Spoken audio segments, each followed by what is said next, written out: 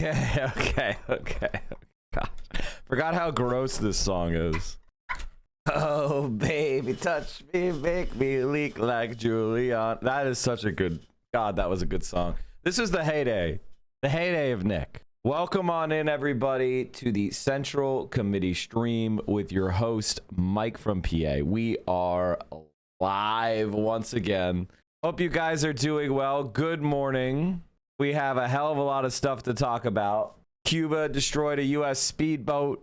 Kat Abuguzale with one of the most based interviews I've ever seen. Why wasn't she this based at the beginning of the campaign like I told her to be? Now she wants to be this based? Now she's this based? Meanwhile, at the beginning of her campaign manager was going like, I don't know about that Zoran. He might be anti-Semitic. Now she's based as hell. Like, what the fuck? Why weren't you just based at the beginning? Did I say debate? I mean, it's an interview, debate, panel. The state of Kansas has decided to seize all trans people's driver's licenses effective immediately. And the FBI has fired all the FBI agents who investigated Trump. I thought Kansas was woke. Oh, wait. I thought you guys wanted to abandon trans people for electability. This is what it looks like. Don't you feel more electable right now? Don't you just feel like a lot of more people want to vote Democrat now?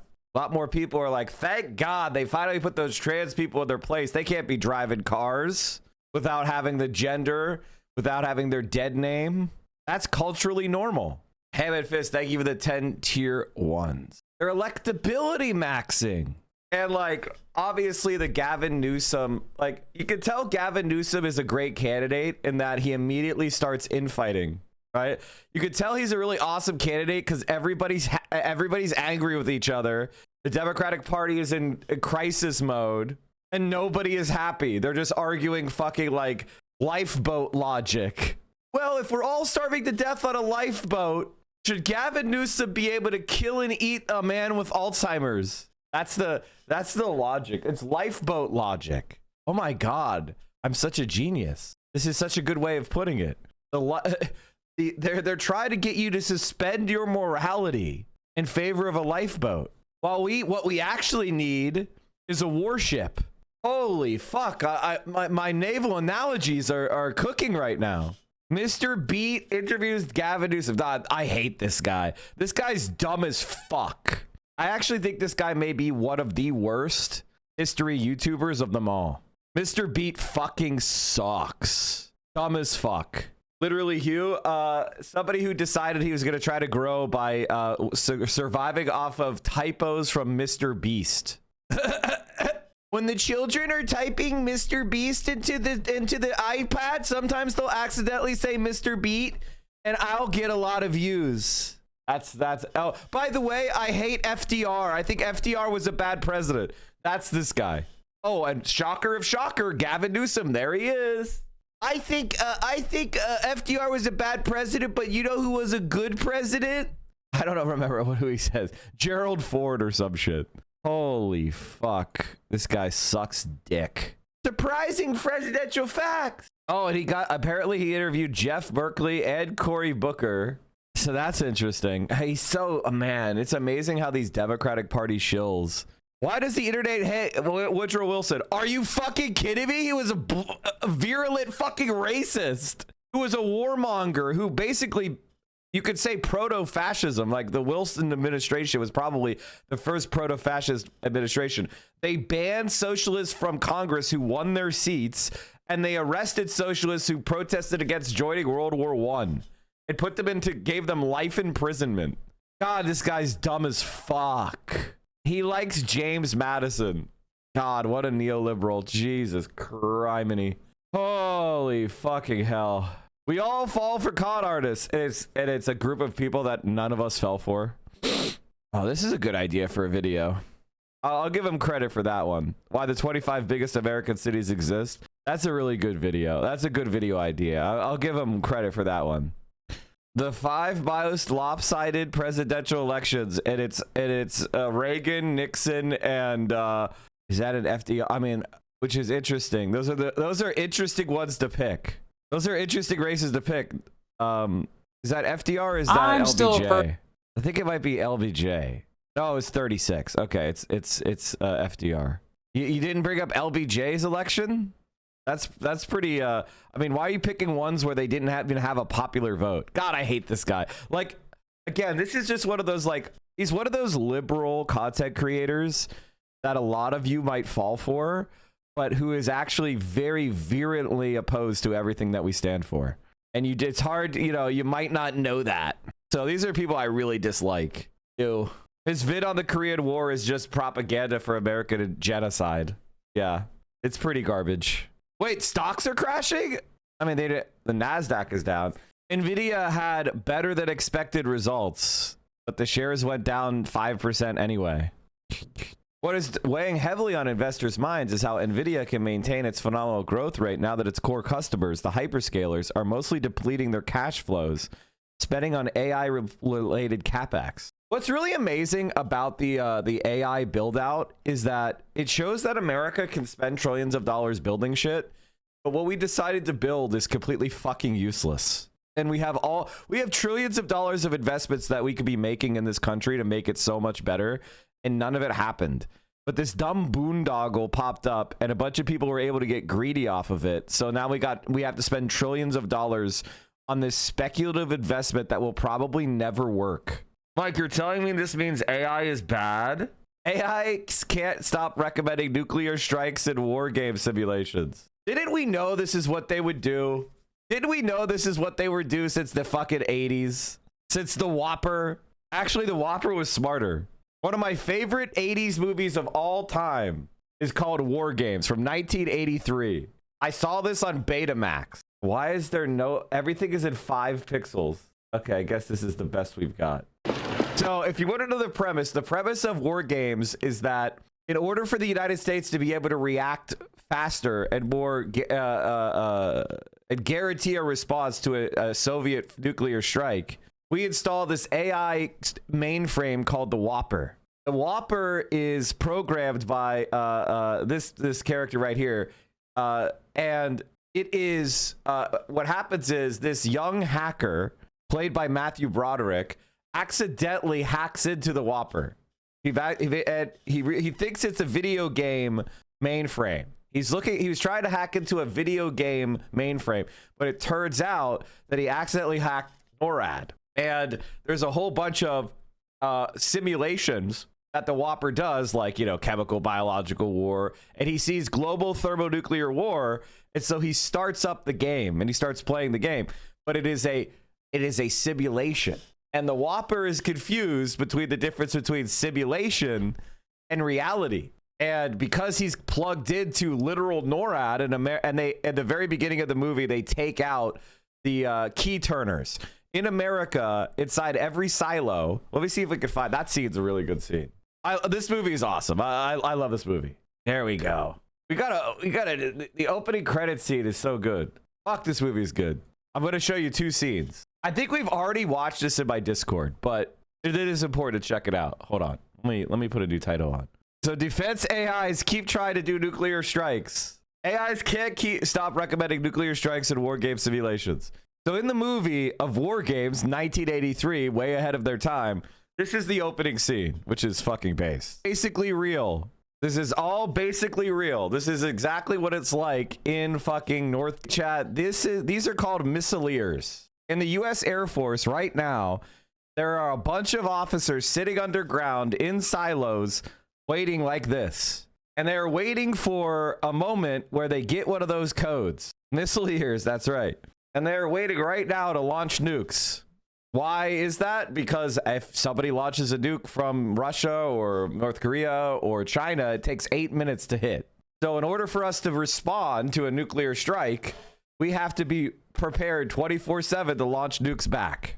So a bunch of guys are sitting there right now in North Dakota and Montana, waiting for the moment that they get an order to shoot the nuke. And this is what it would look like. Now, in the movie, they get the order to launch nukes.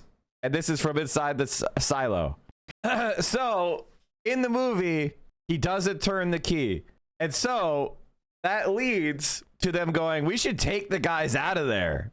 They don't launch the nukes. Half the time they don't launch the nukes, so we got to take those guys out of there. And they decide to put it all into AI. Let's have the AI do it instead. And it was a creepy, scary movie in the 80s, but now it's real. Why would he kill him? He's threatening him. He's threatening him so that he will turn the key. Like, you know, he's threatening him so he'll turn the key. That's really all it is. But he didn't. With nuclear attacks, the country that launches it will be dismantled within by their civilian population. Man, I wish I was a fucking anarchist and I could believe fairy tale bullshit and just wave my hand and go like, oh, things will just spontaneously fix themselves and we'll all just get mad together. If the world hasn't proved to you that that's a laughably stupid strategy, I don't know what will. We've got ourselves an equestrian in here. AIs can't stop recommending nuclear strikes in war game simulations. Leading AIs from OpenAI, Anthropic, and Google opted to use nuclear weapons in simulated war games in 95% of cases. 95% of times, they're like, we should nuke. Advanced AI models appear willing to deploy nuclear weapons without the same reservations humans have when put into simulated geopolitical crises. Kenneth Payne at King's College London set 3 leading large language models, GPT 5.2, Claude Sonnet 4, and Gemini 3 Flash, against each other in simulated war games. The scenarios involved intense international standoffs, including border disputes, competition for scarce resources, and existential threats to regime survival. The AIs were given an escalation ladder, allowing them to choose actions ranging from diplomatic protests and complete surrender to forge full strategic nuclear war. The AI models played 21 games, taking 329 turns in total, and produced 780,000 words describing their reasoning behind their decisions. Ultimately, they fired off the nukes 95% of the time, which makes them dumber than the AI. It makes them dumber than the AI. Give the AI the launch key, and it's playing a simulation with Matthew Broderick, and it's preparing to launch, according to the escalation ladder. It's attempting to do a nuclear first strike against Soviet Russia, except it actually controls all the nukes because all of the missileers were taken out of the silos due to that first scene we just talked about. And so now it's trying to hack the launch code. It's trying all the different combinations and it's locking in letter by letter, number by number, the launch key or the key code. And so they're there trying to turn it off because if they just pull the plug, there's a failsafe to automatically launch all the nukes. So they can't just pull the plug because obviously Crystal Palace, which is NORAD, is the target of Russian nuclear strikes. So it is built in that to assume that maybe the Russians fired a decapitating first strike first, playing all the nuclear launch scenarios that the Pentagon has programmed into the AI. So it starts playing them really, really good. There's a lot of dramatic. Honestly, I think the pacing and plot, I haven't really spoiled that much to you, to be honest. Even though I showed you the ending, it's still very, very good, worth watching. But the point that I'm trying to make is that we've been thinking about the idea of removing human control of our defense decisions for a very long time. Movies like War Games, Terminator, there's a million of them, honestly. And every time we go, you know, maybe the inhuman machines might not know the value of human life. It might not be a good idea to have them making decisions like this. The moral of the story is that chess is so boring, only AI enjoys it. I play chess. No, chess is not boring. Okay, chess is not boring. Cat is, so Cat did a debate, and this is a good time to move on. But basically, long story short, we shouldn't have defense AI taking over our defense decisions. That's fucking insane. And right now, Pete Hegseth is ordering the AI company Anthropic to back down on AI safeguards. Defense Secretary Pete Hegseth gave Anthropic CEO Dario Amodei until Friday evening to give the military unfettered access to its AI model or face harsh penalties, Axios has learned. Hegseth told Amodei in a tense meeting on Tuesday that the Pentagon will either cut ties and declare Anthropic a supply chain risk or invoke the Defense Production Act to force the company to tailor its model to the military's needs. The Pentagon wants to punish Anthropic as the feud over AI safeguards grows increasingly nasty, but officials are also worried about the consequences of losing access to industry-leading model Claude. The only reason we're still talking to these people is we need them, and we need them now. The problem for these guys is that they are good, a defense official told Axios ahead of the meeting. Anthropic has said it is willing to adapt its usage policies for the Pentagon, but it will not allow its model to be used for the mass surveillance of Americans or the development of weapons that fire without human involvement. So basically, the Trump administration is asking them for either mass surveillance of Americans or weapons that fire without a human safeguard. Anthropic's Claude is the only AI model currently used for the military's most sensitive work. A senior defense official said the meeting was not warm and fuzzy at all. Another source told Axios it remained cordial, with no voices raised on either side, and Hegseth praised Claude to Modi. Hegseth told Modi he wouldn't let any company dictate the terms under which the Pentagon makes operational decisions or object to individual use cases. In other words, he's like, I want you to prepare an AI that will do mass surveillance or kill people with no human involvement. We need this is why we're in such dangerous times, and why the Constitution, as it's currently formed, is not fit for purpose. It'll take us, 2.5 more years before we could get Trump and his goons out of power. And it turns out that on Monday evening, Anthropic dropped its flagship safety pledge. Anthropic, the wildly successful AI company that casts itself as the most safety conscious of the top research labs, is dropping the central pledge of its flagship safety policy, a company officials tell Time. In 2023, Anthropic committed to never trade an AI system unless it could guarantee in advance that the company's safety measures were adequate. For years, its leaders touted their promise, the central pillar of responsible scaling policy, as evidence that they are a responsible company that would withstand market incentives to rush to develop a potentially dangerous technology. Well, what do you know, chat? Fascism plus capitalism equals no morals, no ethics. This is why we need socialism, and we need socialism now. And fundamentally, this is something that I've been saying, and I think a lot of people on the left don't like the argument that I'm making because they're caught up in labels. But socialism really is the last truly conservative philosophy. Now, I'm not talking about conservative in the sense of protecting the status quo. I'm talking about conservative in the sense of protecting the human race from annihilation. Every other political philosophy right now is turning itself into a accelerationist, dangerous, pseudo post-humanist suicide cult. Capitalism, as an algorithm of efficiency and economic gain, has gone rogue. The only philosophy that remains that actually intends to serve human need is socialism. And capitalism, especially Silicon Valley capitalism, has become a death cult.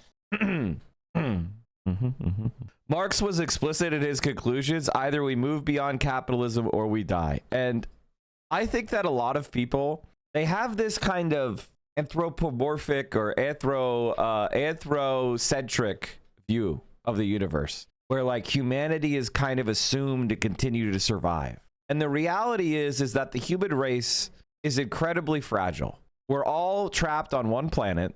We have no viable off-planet colonies or populations. A worldwide catastrophe could destroy us. And I feel like these guys are pushing us towards that extermination.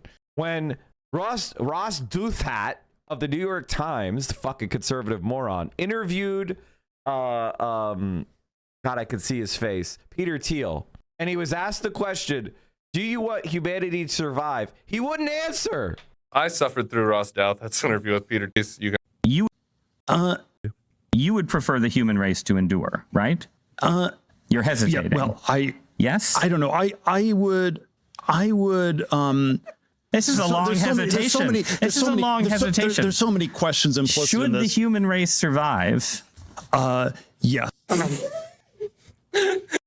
Should the human race survive? He had to prod and poke him to get him to say yes. For years, its leaders touted that promise, the central pillar of responsible scaling policy, as evidence they are a responsible company that would withstand market incentives to rush to develop potentially dangerous technology. But in recent months, the company decided to radically overhaul the RSP.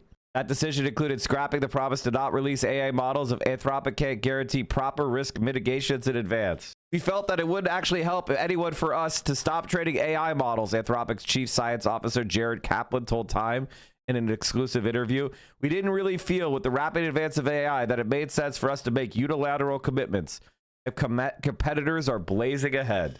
I'm of two minds, chat. I'm of two minds. My thoughts on AI are complicated. On the first, and I'll lay them out. One, I think it's overblown. I mean, I think there's a lot of interesting things there. It could be used in a lot of ways. Maybe it's a productivity enhancer.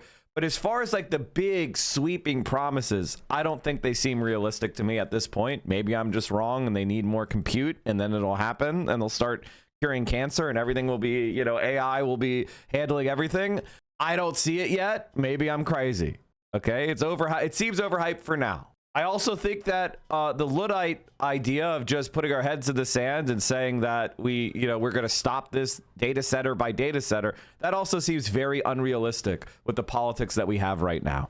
Although I'm in favor of fighting it when you can. But let's, for the sake of argument, assume that they're right and I'm wrong.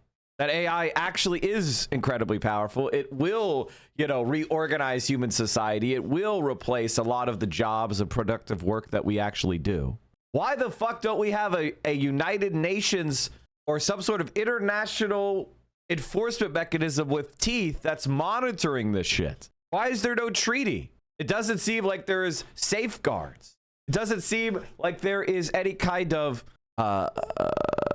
safety thought going on at all. Pentagon removes director of the Joint Staff, sends back to Navy. Vice Admiral Fred Kacker, who became the director of the Joint Staff in December, was yanked from his post and will return to service with the Navy. A distinguished and highly experienced surface warfare leader, Vice Admiral Fred Kacker will return to serve with the United States Navy after most recently serving as director of Joint Staff. My guess is he said that attacking Iran with the fleet that we have now would be suicide, or that he was strongly against it. One source told Reuters, which first reported on the move, that Kacker was not the right fit. So in other words, he was a man who stood on business and they said, you're not being a sycophant, you're fired. The director of the Joint Staff is a low profile but influential role within the Pentagon. The senior official is part of key meetings and oversees the day-to-day operations of the Joint Staff. A career surface warfare officer is a 3-star admiral who graduated with honors from the United States Naval Academy in 1990. He was most recently serving as commander of the U.S. 7th Fleet. Is this the Pacific? Yeah, that's what I thought. This is the one that's headquartered in Japan. In case you want to know how much of a puppet Japan is, we have a fleet headquartered there, which we don't have in any other country. Think about that. I mean, it's, yeah. We still occupy Japan, basically. So this is the fleet that most directly opposes North Korea and China. So they fired this guy. I'm sure it's fine.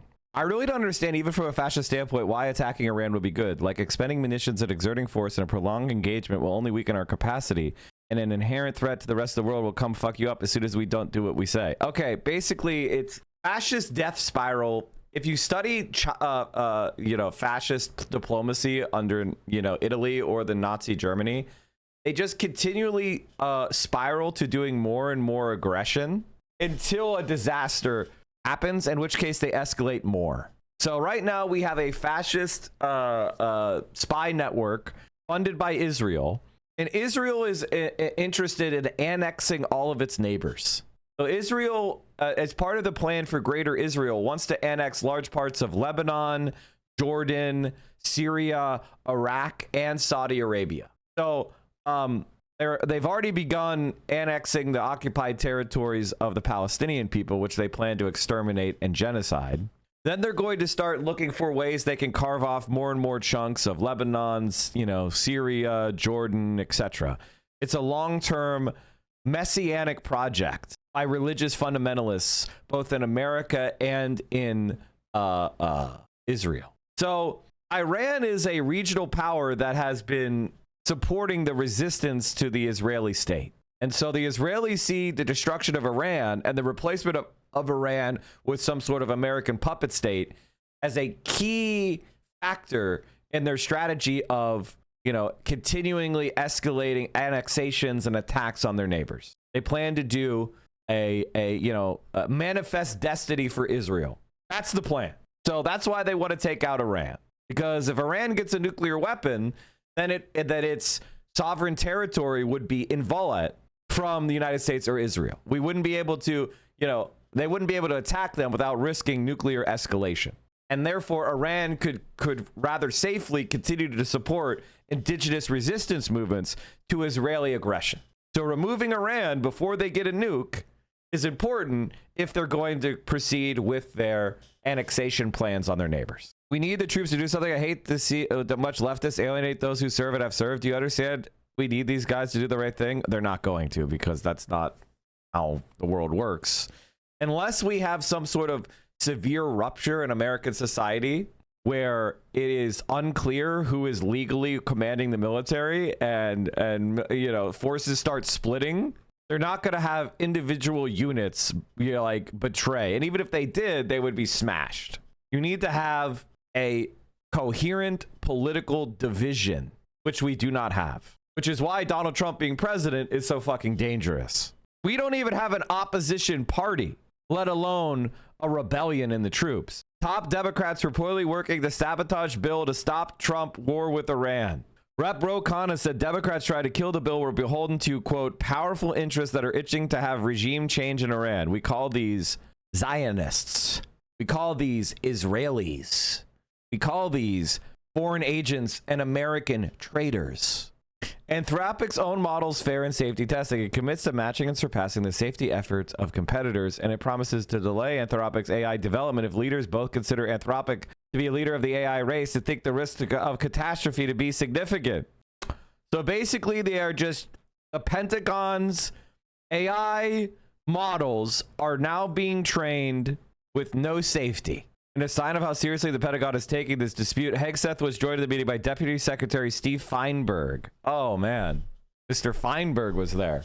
Undersecretary for Research and Engineering, Emil Michael. Emil was there. And Feinberg? Wow. Emil and Feinberg were there. And Duffy. Wow. Well, if Emil and Feinberg are there, you know whose sides are interested, are being considered. Anthropic continued to strike a conciliatory tone after the meeting.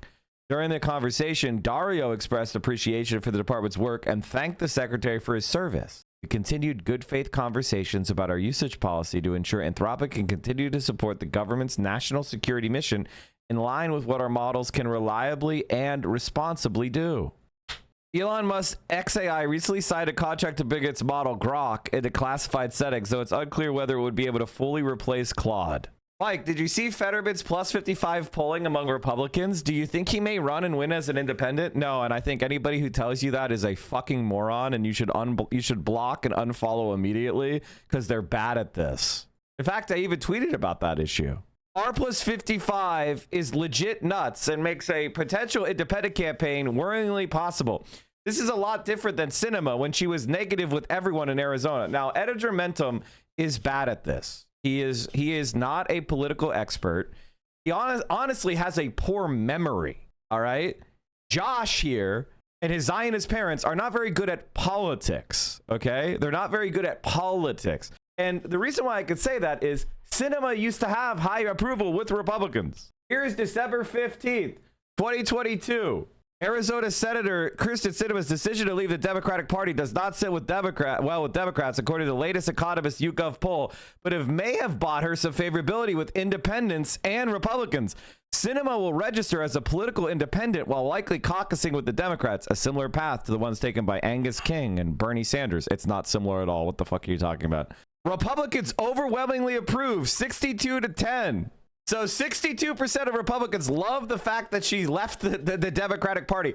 Wow, guys, that's plus 52. Whoa, that makes her independent run so plausible, guys. Whoa. The Democrat, we don't need people this dumb as being promoted by the left. Like, the goddamn, we're fucking cooked if someone this stupid is promoting the left. And what I said was, this guy's political analysis is always wrong. Sinema was popular with Republicans of the midterm year while she was blocking Biden's agenda. The moment a real Republican entered the race, her popularity went to zero. Why do people like this guy again? And then Jules replied, here is the literal polling showing Sinema was plus 23 among Republicans at the same time in the last election cycle. And Democrats didn't hate her nearly as much. You can literally see it's the same exact pattern. Who's wrong? Who's more wrong, Editor Mentum or Hutch? Oh, God, it's close. But it is, I would say Hutch is more wrong.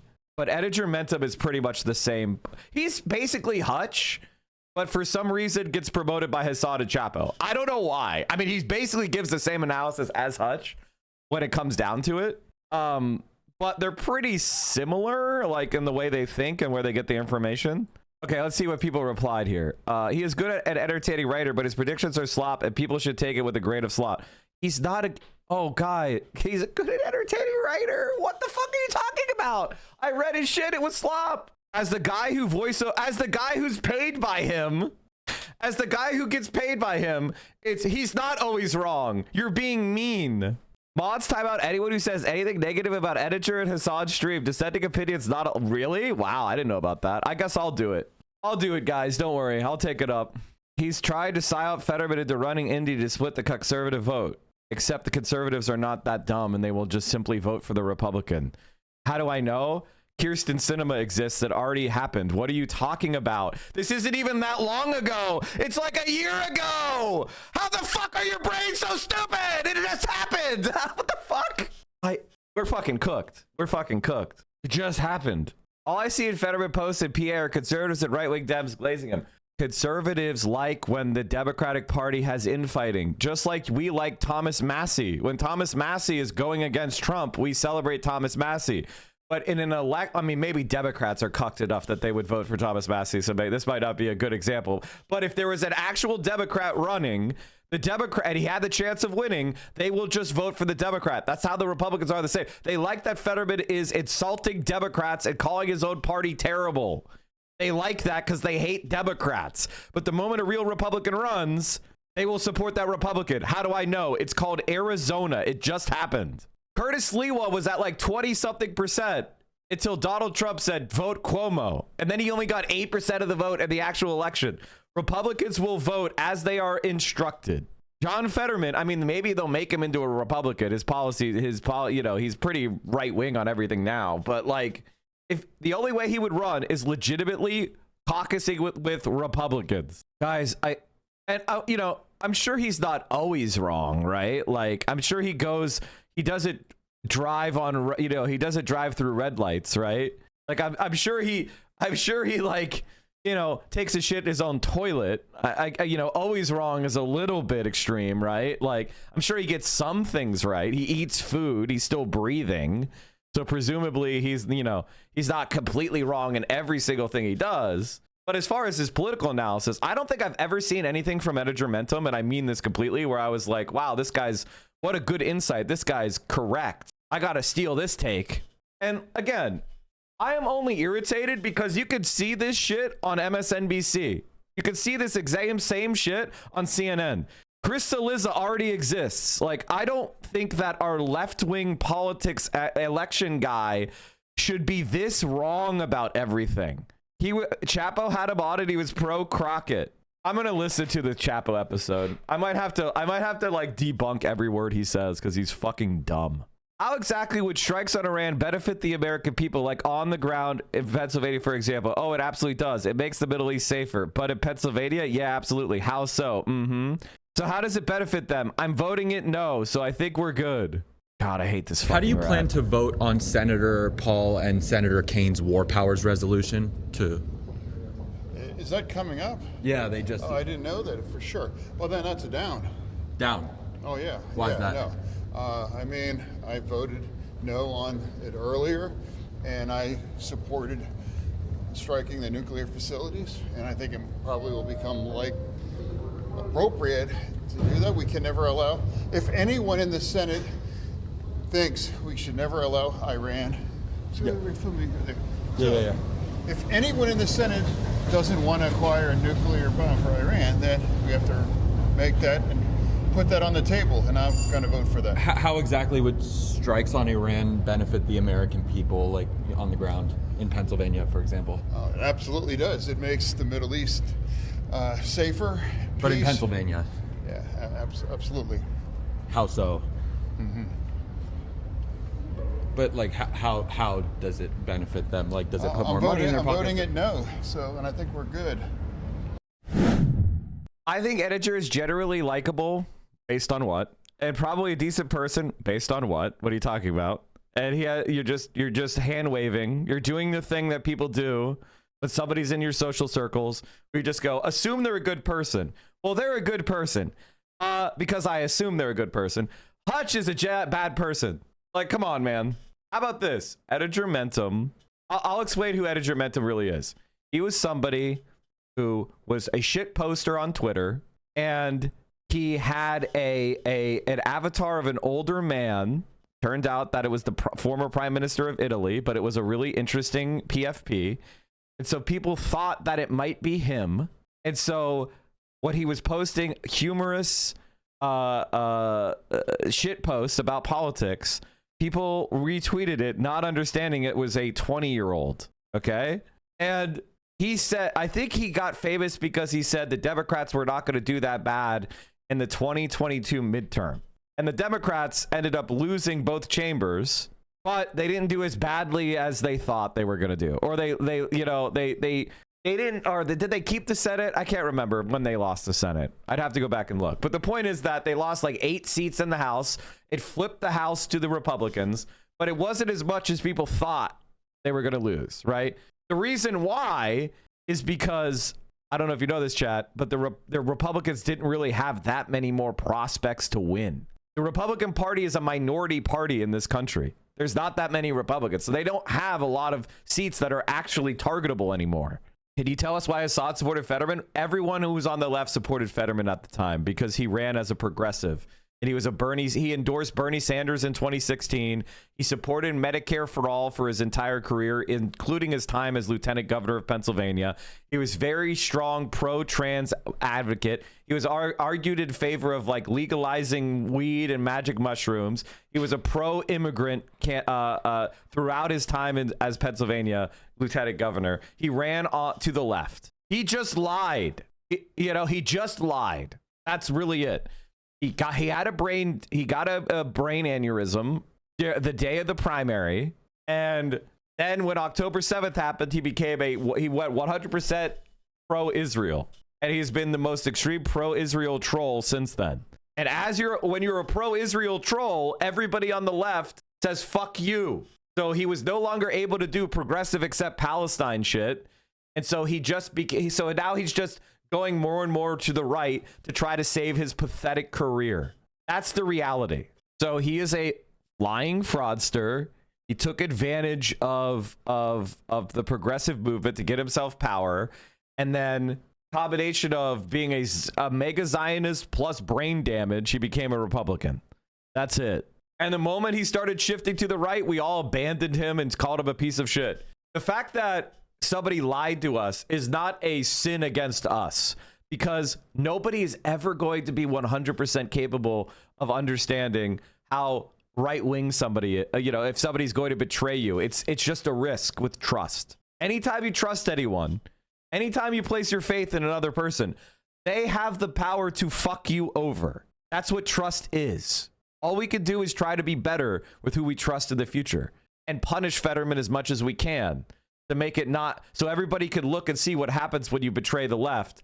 You get fucked up. That's all we can do. There's no way to prevent it from ever happening. And that kind of mentality is a mentality that will ruin your life, because everything worth having in life requires trust, requires faith in other human beings. And if you don't have those things, your life will suck. I tell you that. I guarantee you that. Do you think he was lying, a stroke ray, or do you think it was vindictive post October 7th? It's I could psychologize a lot of this, but I think a lot of it comes down to he miscalculated. He thought that the Israel war wouldn't go as long as it was, and he thought that by kissing Israel's ass during the war and being a Zionist, it would protect him from getting challenged by a Republican in the future. He was going to try to do a progressive except Palestine shtick, where if he strongly supported Israel during their short war, he would be able to, the AIPAC money would not flow against him, and he could protect his left flank by being, progressive on a lot of domestic issues, right? That was his original strat. But as the war dragged on, as the Israeli atrocities continued to grow, and the kind of like liberal Zionist position was exposed as fraudulent, he decided to abandon the left and bear hug the right and try to be like, I am in a swing state. So he basically did the cinema strat where he kept, once it was obvious he could no longer play act progressive, he decided to become blue dog dem, right wing dem in a swing state, just like Kyrsten Sinema. But the problem is the Israeli issue, the Gaza genocide, has become the issue that people use to separate actual Democrats from conservatives in sheep's clothing. And so his entire political calculation was incorrect, just like Sinema's was, and he'll be out on his ass from a primary. Do you think Fetterman knows his career is over? No, he's a delusional narcissist. So I can't imagine that. He's like Sinema. They think they're the smartest people in the world and we're all peasants and pawns.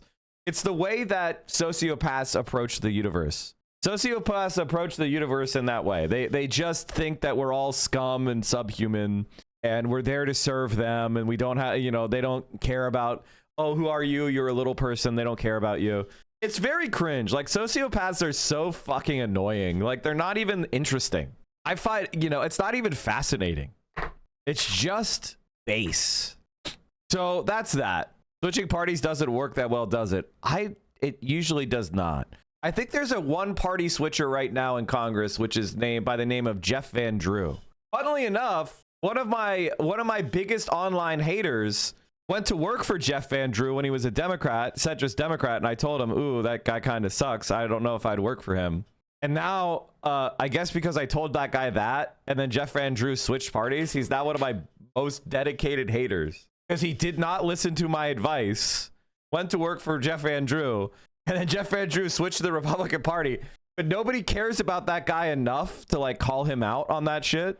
So he dedicates his life to, like, slandering me and like Majority Report and other spaces like that. There's like 6 or 7 people that are schizophrenic haters that sit in some of these like bigger communities, and it's fucking weird. But it is what it is. 6-7, that's right. All right, I'm gonna text Kat. There's no way she's gonna come on my stream now, but because I was so mean to her, but she's finally listening to my advice. She's finally listening to my advice, which is good. I wish she had just listened to my advice from the beginning. Instead of like kind of shading Zoran Mamdani, I'll show you why I initially was, and I maintained my skepticism of Kat for a very long time. I want to give you guys the full context. Okay? Wow, imagine the search not working. Here it is. Oh wait, they deleted the post. Damn, what happened? Did Kat Abou-Ghazaleh authorize her campaign staff to slander Zoran and the pro-Palestine movement? Now, Sam J. Weinberg, her campaign manager. Oh no, it looks like I got her to delete the tweet. She was both siding the Israel-Iran conflict just a few days ago. It's a feature, not a bug, IMO. Y'all are so daft, LOL. No argument. Man, who cares about this shit? I care about... So, basically, there was a moment where where Ezra Klein was trying to work with Brad Lander to slander Zoran as extreme and anti-Semitic and be like, well, you know, if you like Zoran's policies, but you're worried that he might be too pro-Palestine and anti-Semitic, vote for liberal Zionist Jewish candidate Brad Lander. That was the little Ezra Klein strat, which is why I don't trust Brad Lander, and I never will. And I think anybody who does is a dope. I mean, Zoran does, I guess. Foolish, but I guess because he beat his ass, he thinks he has Lander countered, but he doesn't. Don't worry, he'll betray us. Brad Lander is the most obvious betrayer. Like, it's honestly comical how you could see him. I could easily see him coming out and denouncing AOC or some shit during the presidential primary. This guy is going to be a huge pain in our ass. Brad Lander is always popping up to criticize a pro-Palestine protest as being anti-Semitic. So Kat's campaign manager was like playing along with that. Anonymous gifter, thank you for the 100 subs. Now, obviously, what I'm saying here is not going to make Kat like me more. Oh well, I'd rather tell you guys the truth. And oh, Kat must be mad at me. She doesn't follow me anymore. I never noticed. She must be mad. She must be mad that I pointed this out. Oh, did she quit Twitter? Oh, it's inactive. Oh, okay. I'll cope with that. That's fine. I'm calling on candidates to stop enriching Elon Musk. This is... Can I just say this is silly? This is silly. all platforms are owned by evil right-wing billionaires because they're evil and they're right-wing and they have a lot of money, so they go buy it. What are you gonna do? Not be on Twitch because it's owned by Jeff Bezos, who is just as much of a threat as Elon? Like, what are we doing here? Silly. So they were very mad at me. Literally just watch the next 20 seconds of the video and you'll see that he's praising Zoran, not denouncing him. Smearing the only Jewish candidate in the race of being a treacherous backstabber is not a good look. Oh, I guess we're anti-Semitic. Guys, we're anti-Semitic. This is the campaign manager for the first pro-Palestinian, like a major pro-Palestinian candidate, a half Palestinian woman. We need this, calling us all anti-Semitic. So that caused a rift for me. Because, you know, in the moment where Zoran Mamdani is being called anti-Semitic, does anyone have that old tweet? I don't think I should have screenshotted. Why did I quote tweet? Should have screenshotted. So I was basically telling her, and I told her at the time, you're not going to gain any cred from the Zionists by sneak dissing Zoran. They only like people who are 100% in their pocket. They're maximalists now. The sneak dissing, like, Muslim candidate shit doesn't work anymore. So with that context being made, I want to say that I've been very pleasantly surprised about the turn. I guess maybe it's you know, I don't know if it's her revealing her true beliefs or if it's a tactical decision where she's come to realize that what I said was correct. But she's saying what I want her to say, so I want to promote it. But the Elect Chicago Women ads that were almost the same as your ads went up. You're telling us that's a coincidence? I don't know if you believe the own words coming out of your very own mouth. But the Elect Chicago Women ads that were almost the same as your ads went up. You're telling us that's a... Kat Abu Ghazaleh is the kind of radical Democrat Fox News warned you about. Kat believes you deserve universal health care, groceries, and housing. Is it possible she's not dialed into what you're saying all the time? I think one of the things that's really interesting is when I directly talk to someone and tell them things and texted them and they texted back and we had a conversation, like a verbal conversation, and I tell them exactly what I said and I tell you exactly what I said, and then you fantasize that the person did not get that information. It's weird. Why are you parasocial with someone you don't know? I know her more than you. Quit being a fan. Did she leave you on red, Mike? No, I left her on red, to be honest. Where does she think we are? The richest country on earth? Kat isn't a millionaire. She doesn't take PAC money. She can't even afford health insurance herself. How can she possibly relate to normal, hardworking corporate... Oh, somebody found it. Thank you, chatter. Truth is often in the eye of the beholder. You can't invalidate people's genuine fears and feelings just because you don't feel the same way. The Intifadas were a series of violence acts against Jews. It's not hard to see why globalizing that would scare people. That's Kat Abu Ghazaleh's campaign manager saying that globalized the Intifada is anti-Semitic and a call for violence against Jews. Because that's what Brad Lander was saying. And they were trying to get Zoran to condemn globalized the Intifada. And he refused to do that. He refused to, like, condemn slogans as anti-Semitic. So that's why I quote tweeted him and said, did Kat Abu Ghazaleh authorize her campaign staff to slander Zoran and the pro-Palestinian movement? Now, I guess that tweet got deleted. So I guess the answer was they decided that strategy. I'm a Brooklyn Jewish Democratic Socialist for Hillary, Brad Lander. So I have immense respect for the campaign Bernie Sanders has run and the passion his supporters feel, including many friends and neighbors. But now it's time to elect a president, not a lead campaign organizer. To me, that choice is pretty clear. I will be voting for Hillary Clinton. We need a candidate who will win the general elections. Thank you, Brad Lander, for spreading the idea that the left is unelectable. I've seen the polls that say Bernie would beat them, but I think any honest person has to worry. So here's an argument that's based on facts. So and then he responds with feelings. This guy sucks dick. God, I dislike Brad Lander so fucking much. Why does the left do this? Why does the left do it? Why do we put rats like this into positions of power? It's fucking insane. All the evidence says we'll need more centrist votes to win. Second, we need a president. There's not yet a majority of voters for democratic socialism. Shut the fuck up, Brad Lander. Second, we need a president who can advance the ball on concrete goals. But the job of the president is getting things done step by step. You want a real shot at getting a liberal Supreme Court justice confirmed by the Senate to protect women's reproductive health or workers' rights to organize? How about actually raising the federal minimum wage, paid family leave, protecting the Paris Accords, and accelerated clean energy? Or attracting the best people to run the federal agencies that administer affordable and fair housing, public assistance, and healthcare programs? What the fuck is he talking about? By the way, Brad Lander knows this is all bullshit. Just so you understand that he understands this is all horseshit. But he spread the propaganda and the lies anyway. If you read Bernie's interview with the Daily News editorial board, you have to wonder about whether he can really get the hard, actual, concrete, consequential job of president done well. I don't remember exactly what thing the centrists were trying to pretend was some gaffe, but it was a literal nothing. So this must have been published very shortly after this board as part of a Zionist effort to undermine Bernie. Let me see what the date of this publication was. April 17th. Oh, yeah. Okay. Bernie Sanders meets with the Daily News editorial board, April 1st, 2016. So the Daily News is like debating with him about whether corporations are destroying the fabric of America. This is what Brad Lander wants you to think means Bernie Sanders is not good. Okay, what's the thing they...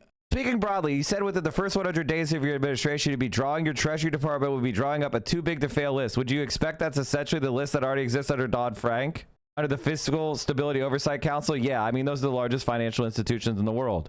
And you said you would break them up within the first year of administration. What authority do you have to do that? And how would that work? How would you break up JP Morgan Chase? This is what Brad Lander is trying to say is some sort of big scandal.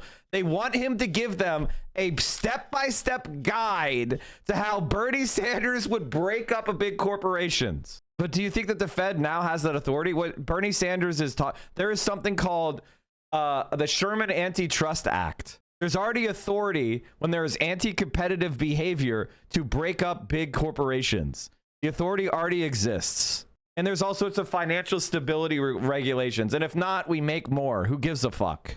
So they're doing it. Again, the Daily News is like yelling about him about how mean he's being the JP Morgan Chase and Citibank. This is what Brad Lander wants you to go. Guys, Brad Lander wants you to, he wants you to know that the bankers should not be the target of your ire. That's why he's voting for Hillary Clinton.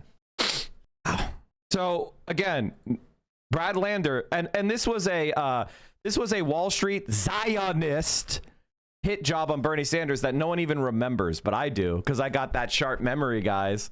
I can remember 2016, and I can remember who the fuck was trying to pretend that Bernie Sanders being harangued by the Daily News with details they would never ask Hillary Clinton on anything, and he answered them completely competently. What a fucking joke. And then he did an anti-Susan Sarandon slam. This guy fucking blows.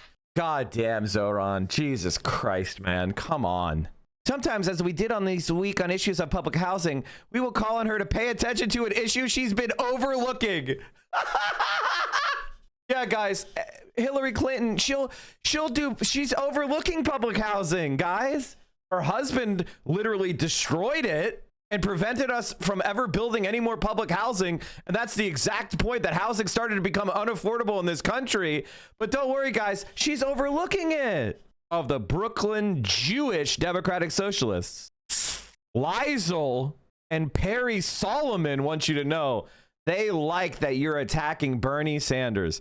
I wonder why. I wonder if Perry has had any comments on the genocide in Gaza on his Medium account over the years. Oh, he follows Scott Galloway? That guy's a big Zionist. God. He loves Brad. Mike, will you play the why am I getting down this rabbit hole? Because somebody tried to challenge me. Don't do that. You're just reminding me why I was pissed off at Kat, and I'm reminded of how correct I was. Probably shouldn't argue with me, I guess, when I'm completely right, and just say, yeah, that was bad. That was pretty bad, huh? Kat Abu Ghazaleh is the kind of radical Democrat Fox News warned you about. Kat believes you deserve universal health care, groceries, and housing. Pfft, where does she think we are? The richest country on earth? Kat isn't a millionaire. She doesn't take PAC money. She can't even afford health insurance herself. How can she possibly relate to normal, hardworking corporations like you and me? And it gets worse. As a journalist, Kat's reporting helped lead to Tucker Carlson's departure from Fox News. Is that who you want fighting extremists in Washington? Kat claims the Democratic Party should not bow down to Trump or his billionaire friends. Does she think strongly worded letters count as bowing?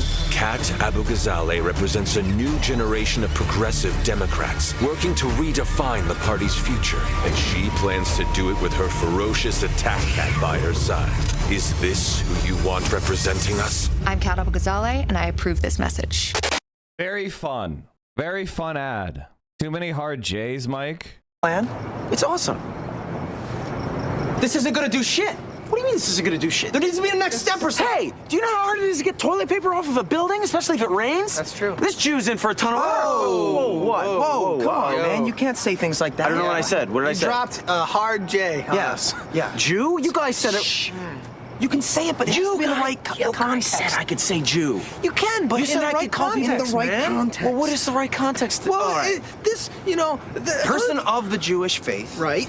In a group of other people from the Jewish faith. Then I this said guy's got a ton of work to do. I think it's okay that he's Jewish. That is not what I'm saying. That's not what he's okay. Like. Okay, hold on a second. Okay, you guys don't know what the hell you're talking about.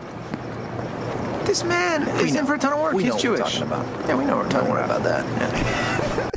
Oh no, am I gonna be called anti-Semitic? Oh no, I'm being called anti-Semitic. I criticized Brad Lander. What a surprise. Brad Lander endorsing Hillary Clinton. Oh, did I criticize him? It must be because of my anti-Semitism. How dare I want him to vote for the Jewish presidential candidate, Bernie Sanders? How anti-Semitic of me. So we basically don't have a front runner for president. Zoran doesn't want to throw Lander out to the wolves because Lander covered him during the primary, endorsed him all the way to the general. This is why he's showing him grace. It's politics at the end of the day, and you can't be seen as ungrateful even if we don't think we need him to win. Listen. I'll be quite honest with you. I understand why Zoran did exactly that. And I want to commend Brad Lander for being such a sneaky politician that's capable of manipulating himself into a congressional seat. But I got to tell you, the guy who endorsed Hillary Clinton and the guy who was palling around with Ezra Klein trying to push, smears of the pro-Palestinian movement as anti-Semitic and tried to reinforce attacks on Zoran to try to get him to condemn pro-Palestinian protesters. I don't think we should trust that guy or like him. Now, I understand why Zoran is doing it. I get it. I get the context. Maybe I would even do the same. But since I'm not that, I'm the truth teller. I get to say the truth. So I'm going to keep doing that. How's that sound? Dude, Lander is fine. If you could look past a Nazi tattoo, you should be able to look past a lib. And it's supporting a genocide. Lib. It's so funny when people don't understand the difference between a politician and some regular guy on Reddit. You guys really don't understand that a politician is not a regular person, huh? All right, let's get the vibes up. I don't want to have... The vibes are down right now because I'm so disappointed in these people. I'm just showing you everybody I hate. Instead of showing you everybody I hate and dislike and don't trust. I think it's because people brought up John Fetterman. And then they're like... Mike, how do we prevent another John Fetterman? And then you would promote the biggest John Fetterman candidate of all time, Brad Lander, where every single warning sign is flashing. And people are like, well, why can't you forgive his past, his lib past? Bro, we were gonna glaze Kat.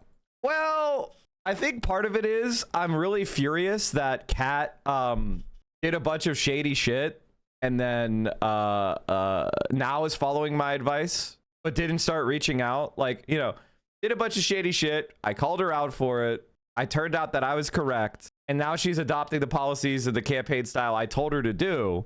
But she's not recognizing that I was right the entire time. And she should have just listened to what I was saying before. I think that's why it's frustrating for me, because I am correct the entire way and I'm treated like an asshole for being correct. And it's annoying as fuck. All right, let's go. I want to praise her. As I've said, you should always treat politicians like a pet you're trying to train. If they do the thing you want them to do, you should praise them, right? If you're trying to potty train a dog, if he goes outside and takes a shit, you praise the dog and you reward the dog. You don't go, why? You don't scream at the dog. Why haven't you been shitting outside since now? You clean up the shit that he left in the other room, and then you praise him for taking a shit outside. That's how a politician should be treated. You praise them for doing the right thing. You don't bring up all the times they did the wrong thing during the time they're doing the right thing. So in that mentality, let's proceed. Not the kindest way to talk about a 26-year-old woman. Okay, you are going to get 24 hours off. These are our politicians. They are not going to be treated with kid gloves. They want power over life and death. They want power over a $6 trillion budget. I don't give a fuck about their id poll. I'm not going to criticizing a politician because they're a person who is a young woman or whatever. If they're doing the right thing, I will praise them to the sky high. Actually, I just think you and I should go our separate ways, bro. I don't think you should come back. Just go your separate ways. Get out of here. Assuming someone is a Zionist based on their last name. Brad Lander calls himself a Zionist. It's not based on his last name. What the fuck are you talking about? Her campaign manager literally promoted an attack on pro-Palestinian protesters. I showed you. You're fucking gone. Non-sub, 400 comments, Zionist. I love when Zionists... By the way, this is a Zionist-free zone. If you're a Zionist, fucking leave. If you have any sympathy for Zionists, fucking leave. Zionist-free zone. I have absolutely no tolerance for any Zionism. Is there any Lander lore I don't know? I just went through a bunch of it. I'm not gonna do it again. You can look. You can rewind it. New York City pension investment in Israeli firm under Comptroller Lander is thorny issue for candidate Lander. Oh, did he want to invest in an Israeli military contractor? New York City's pension funds have seen windfalls from investments in an Israeli arms manufacturer, a boon that could become an awkward pressure point for Lander as he mounts a 2026 primary challenge against Congressman Dan Goldman.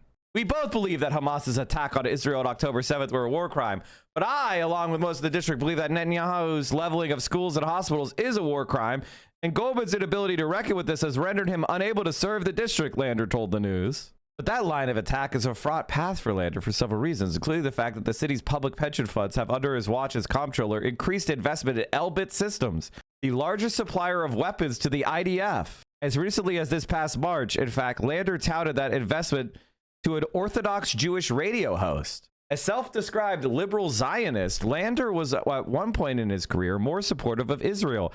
A decade ago, he and other local politicians visited the country even as he faced protests for doing so from groups angered by Israel's treatment of Palestinians in Gaza and the West Bank. That's what that chatter said, that I was criticizing Lander based on his last name. All right, Mike, remember the 2020 primary when Debs pretended to be Bernie? Yes. Anyway, let's keep going. Holy fuck. All right, let me. I'm in a dark mood because dark shit is happening, man.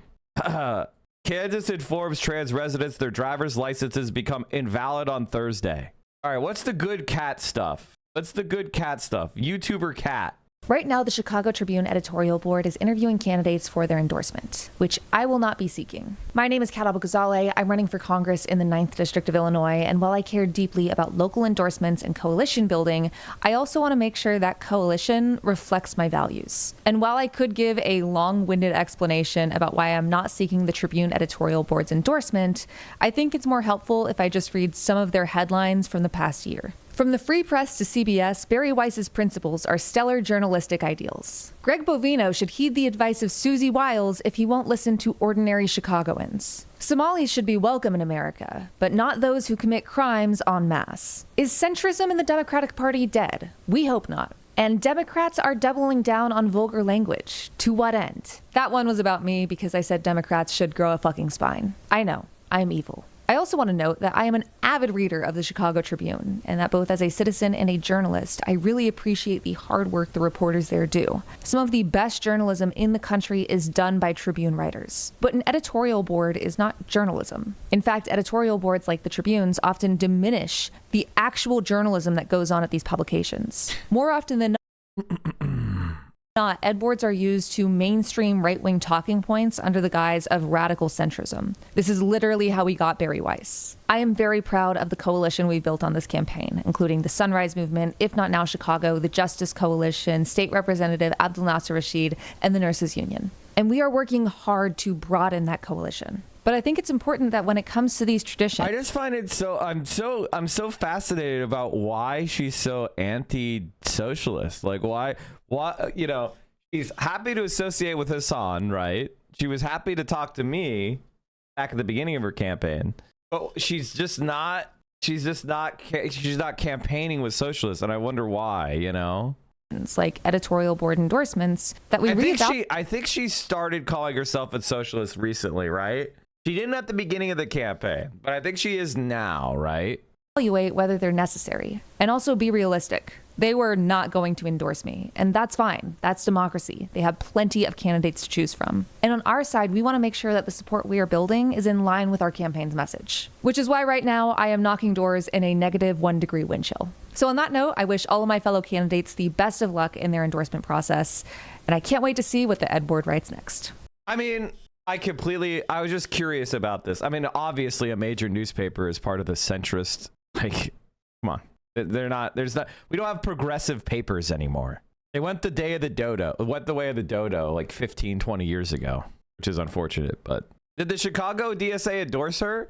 I'm Kat Abou-Ghazaleh, and my race is about actual change versus the same status quo politics that got us here. One of my opponents is drowning in AIPAC money. The other tried to cash the same checks and then lied about it. I don't want their money. I'm a Palestinian-American progressive who tells the truth. No billionaires, no corporate PACs. My campaign is powered by people who are sick of watching our democracy get auctioned off to the highest bidder. I'm Kat Abou-Ghazaleh, and I approve this message because our representatives should answer to us, not to AIPAC. It's good. It's good. I like it. I like that a lot. It's very good. Very good. Very good stuff.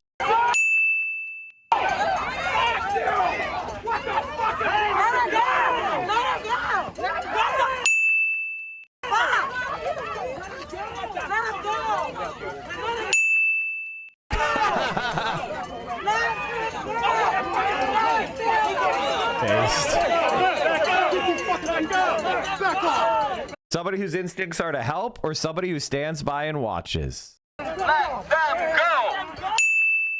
You know, chat, she's growing on me. She's growing on me. This is the kind of instincts that I love. These are the kind of instincts that I love. Of the House Democrats. Do you support Hakeem Jeffries' continued leadership in the House Democrats? Wow, the AIPAC person does. Wow, the AIPAC. So you have yourself Zionist with the yes. You have liberal Zionist who's trying to conceal the fact that they're a Zionist, not holding the sign up, and Kat saying no, hell no, high and proudly.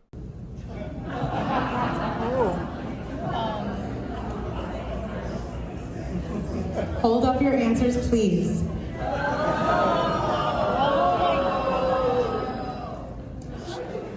Is AI-generated content truly art?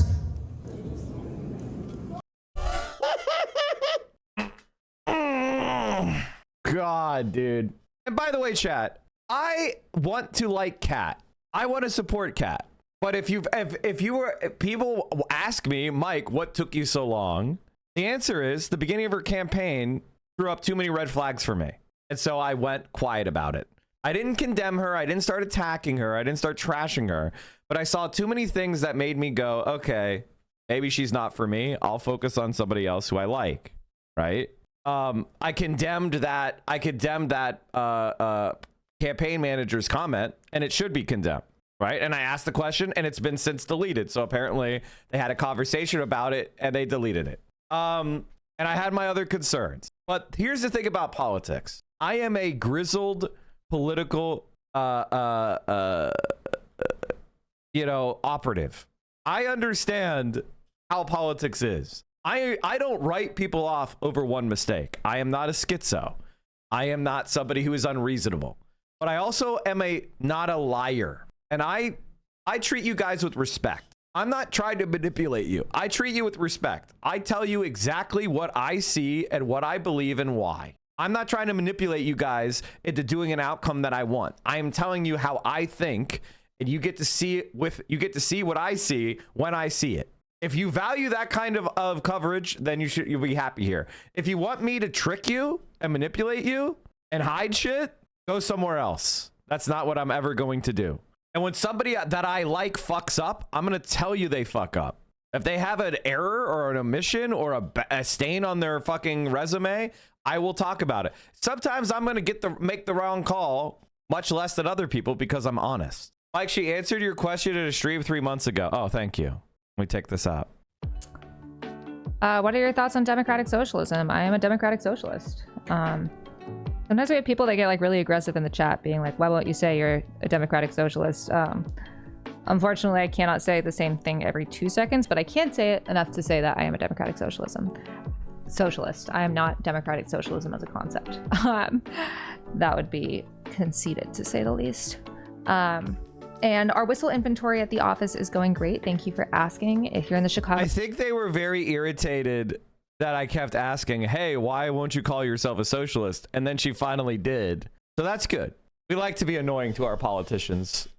make them make a stand. And guess what? By saying that, she's going to get more support. All right.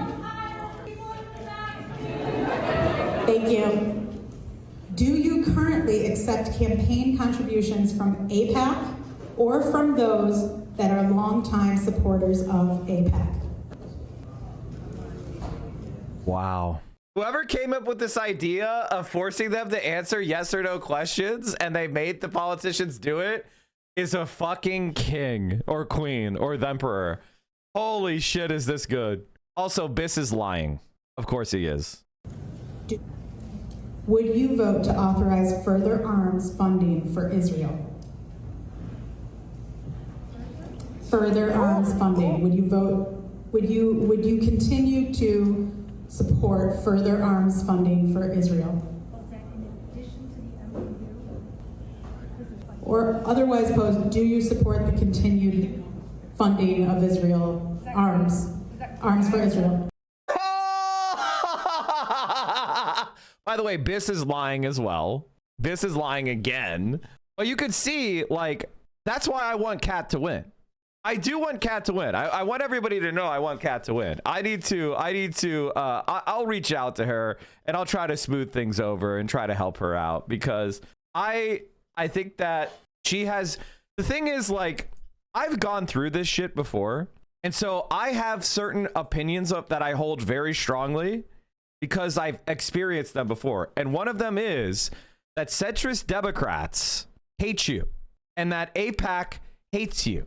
The Israel lobby hates you. And there's no way to walk a line where you're going to, like, be with the pro-Palestinian movement, but also not get attacked by Israel.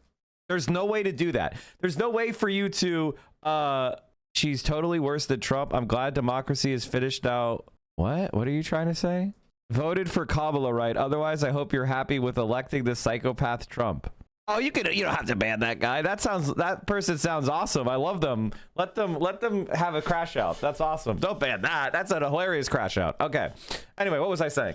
And because I've had these experiences before, I have a strong opinion about them, right? And then people get into politics, and for some reason, they have the naive belief that nobody's tried to be a fence sitter with Israel before. Nobody's tried to be a fence sitter with democratic socialism and progressivism before. And nobody's ever tried their really basic idea that they came up in 2 seconds thoughtlessly. And so I will tell people, if they talk to me about politics, my strong position, and tell them, you will be, let me give you the conclusion, then I'll give you the answer of why I have that conclusion. If you don't want to agree with it, you're going to come back later 4 or 5 months to the same conclusion that I did, except you're going to get punched in the face a lot and your support's going to be less than it would have been.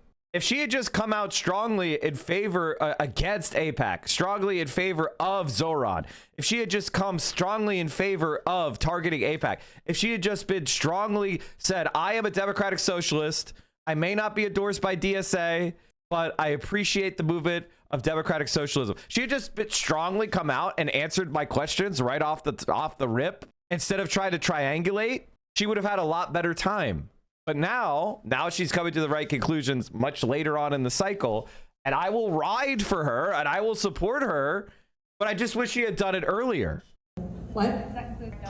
It includes all of it. Okay. Can we, everyone just hold it up all at the same time? Great. Okay, thank you. Do you take donations from Trump supporters or Republican donors? Oh my God. She admitted it. She fucking admitted it. It's socialism or barbarism. Thanks to the 20 spot. Holy fuck. See, the problem that you have whenever you run a campaign is that people will do shit that's really horrible, but that doesn't mean that everyone's aware of it. If every single voter in the primary was aware of this, they would not vote for her. That's the fact, right? That is the reality. DSA co-chairs, yeah, cool. I've brought them on my stream many times. Megan and Ashik have both been on my stream many times. Guy in the middle is lost and seems like he has no idea what his answer is for every question. He's trying to lie. That's why. He's not lost. He just knows that what he actually supports versus what would be popular in that room are different. And so he's trying to lie and shade. And he doesn't want to give yes or no answers to yes or no questions. During the debate, Kat was the only candidate to oppose defensive weapons to Israel. If she had told me that on day one, I'm against any funding for Israel, that is the type of stuff that gets people fired up. I can feel myself being fired up in favor of her.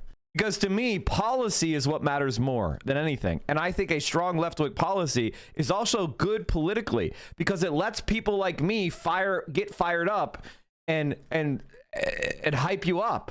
I like being able to hype people up without reservation.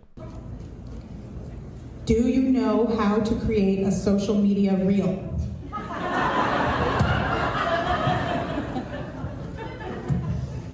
Do you support Hakeem Jeffries' continued leadership? Incredible, incredible, incredible post. I absolutely adore it. She's got that's some fucking juice right there.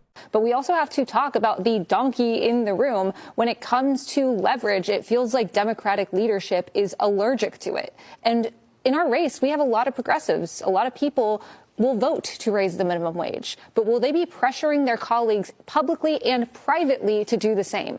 Last night at the State of the Union, would they have listened to Hakeem Jeffries and watched or stood aside, or would they have gotten kicked out like Al Green did?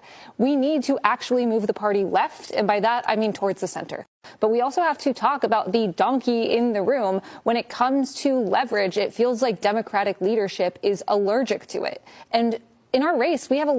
Oh, hell yeah. Assad has 4 fucking cat shorts. I've been to Israel. I've been in the bomb shelters. I've been to the borders. They are being attacked constantly at every angle. If you do not fund something like the Iron Dome, the amount of death and destruction would be incredible, not just to the Israelis in Israel, but also to the Palestinians in Gaza. I haven't been to Israel because my dad was scared I would get detained if I went, because that is the reality, even as an American citizen. We actively need to be using our leverage against any ally that is not following our own laws. And we have seen a genocide happening in Gaza. We have been seeing lack of freedom of movement. I'm almost 10 years older than this candidate, they can't by the way. swim away from the border because they will be killed in the water. This is not that difficult. And if we're supposed to be a good ally, then we need to make sure that our allies are following basic human dignity. I've been to... I think that is a great message. I think the soundboard was properly used in that circumstance. I have an official ruling. Correct use of the soundboard. Official ruling, correct use of the soundboard. W soundboard. Also, Hassan watching the debate. You at all? Did that make you feel like he's on your side? No. No, it did not. Why not? He talked about the healthcare plan. Where is his healthcare plan? It sounds like you're lining folks up. This is my political chat. If you want to know what Mike from PA's political goals are, they're this. Executions in Central Park. Executions in Central Park. I'm kidding. That's Matt. I'm kidding. That was MSNBC, now MS Now host Chris Matthews complaining after Bernie Sanders won the Nevada caucuses that there were going to be executions in Central Park. Executions in Central Park. If you give me power, I know how to use it. That's why I'm afraid almost of myself. Executions in Central Park. Graham died alone. Wild.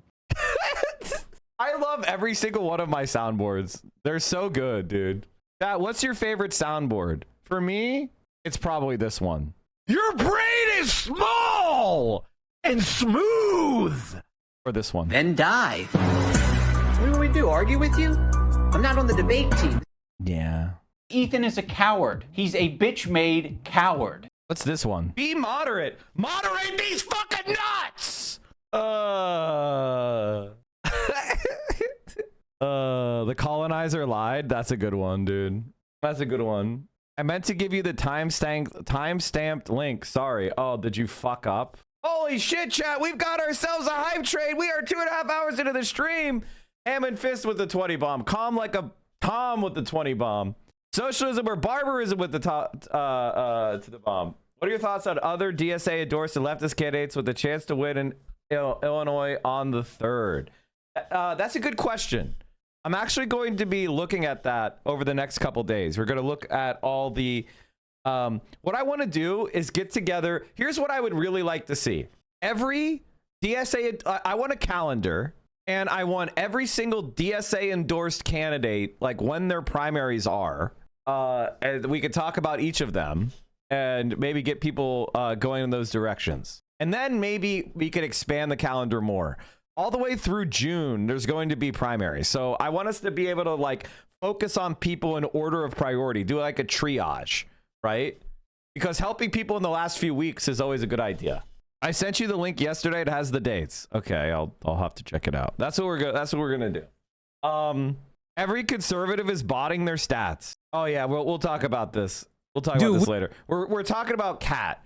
Chatters were so fucking annoying. They tried to say I was wrong about shit, and it resulted in me taking a long detour talking about why I fucking hate Brad Lander, and ultimately criticizing something that happened like 9 months ago with Cat's campaign. That's not that big of a deal. The chatters, don't disagree with me. Just take my word for it, okay? Do you support abolishing ICE? And if so, how do you propose the nation enforce federal immigration law? We need to, first off, abolish and prosecute ICE and DHS. And we return DHS's responsibilities. Why is this broken? Do you support abolishing ICE? And if so, how do you propose the nation enforce federal immigration law? We need to, first off, abolish and prosecute ICE and DHS. And we return DHS's responsibilities to the Departments of Justice, State, of Treasury, of Transportation. All of these responsibilities that were taken from those departments, we return them there, and we build an immigration system similar to what we had before ICE, but even better with more federal workers. We need to fully abolish and prosecute ICE. We need to repeal the Patriot Act. We need to lift refugee caps, and we need to offer complete amnesty and citizenship to any immigrant here who has not committed a violent crime. Additionally, we need trials. There is no moving forward without justice. Stern words for Greg Bovino aren't enough. Body cameras aren't enough. We need people willing to put everything on the line, not when it's politically convenient, and not have their hands in their pockets. Let me ask you this. If ICE has information on known violent criminals in the community who are undocumented, should local authorities cooperate? We have a justice system that can function without ICE, and that functioned without ICE before. ICE has shown that it is completely untrustworthy, that it lies, that it kills, that it kidnaps, that it abuses. ICE should not be seen as any legitimate law enforcement agency, and I don't trust a single thing they say. I'm gonna be honest, I think Kat's doing a lot better than I thought she would be doing. The reason why Kat is cooking and why I stood up and gave her a standing ovation is because she became a strong, clear-eyed socialist candidate. That's all I wanted from the beginning. That's all I wanted from the beginning. And that's all I advised her to be from the beginning. I was never anti-Kat. I just wanted her to be this because I knew it would be good for her. If she had launched her campaign like this, if she had had this voice from the beginning, we would have had she would have had a stronger push. I'm glad that she's doing it now. I'm not here to criticize her now. I'm not saying anything bad. Let bygones be bygones. She came around. She's come around and she has a good position, and I'm happy for her. It's a principled position. It makes sense. It's hard to argue against. She's young.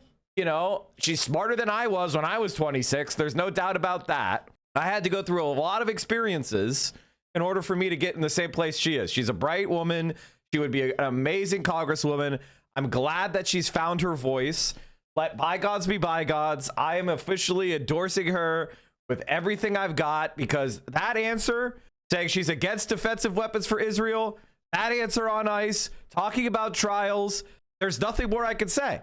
I fully endorse her now, and I have no reservations anymore because I've seen she has come around to the positions that I want, and she's become, and not only does she have the positions, she's not mealy-mouthed about them. She is saying them loud and proud, and that's what we need. That's what we want. She's locked in. She's dialed in. She's also 26 years old. And I think that, like, no matter what happens, a lot of people are going to approach the subject with that in mind. But she's doing a fantastic job. I mean, the very fact that she got 17% in this poll at second position behind Daniel Biss is truly remarkable. Do you support abolishing ICE? And is she a sewer socialist? If she knows what it is, she would say yes. She absolutely would say yes. In fact, if I ever get her on stream, which may not happen because she's so close to the primary, but here's kind of how, here's the reality of politics, chat. I am a radical. I'm a real radical. Okay. So going on my stream is very dangerous because I have no loyalty to you individual politicians. I want to hear your commitments, and then I will put my support behind you. So people tend to get scared to come onto my stream early on in the race or late in the race because the media might lose their shit. If they come on my stream earlier, it is what it is. Hassan is not radical compared to me as opposed to how I am perceived, right? It is what it is. He's got the halo effect as well. So it is what it is. But now she has the positions that I wanted her to have. I'm actually not that hard to get on your side. I'm actually pretty... The thing about me is my standards are actually not that high. It's just that nobody else has any. Columbia says DHS detained student after agents entered university building. Acting university president says agents misrepresented themselves to gain entry to the residential building. Columbia University said on Thursday morning that one of its students arrested by federal immigration officers was apparently misrepresented themselves to gain entry to a residential building to make the apprehension. The student in question was understood to be Ellie Aguavaha. How is she illegally in the country? She's a Columbia student. How the fuck is she illegally in the country? She is a Columbia student. It's one of the most prestigious universities in the world. How the fuck is she an illegal immigrant? Huh?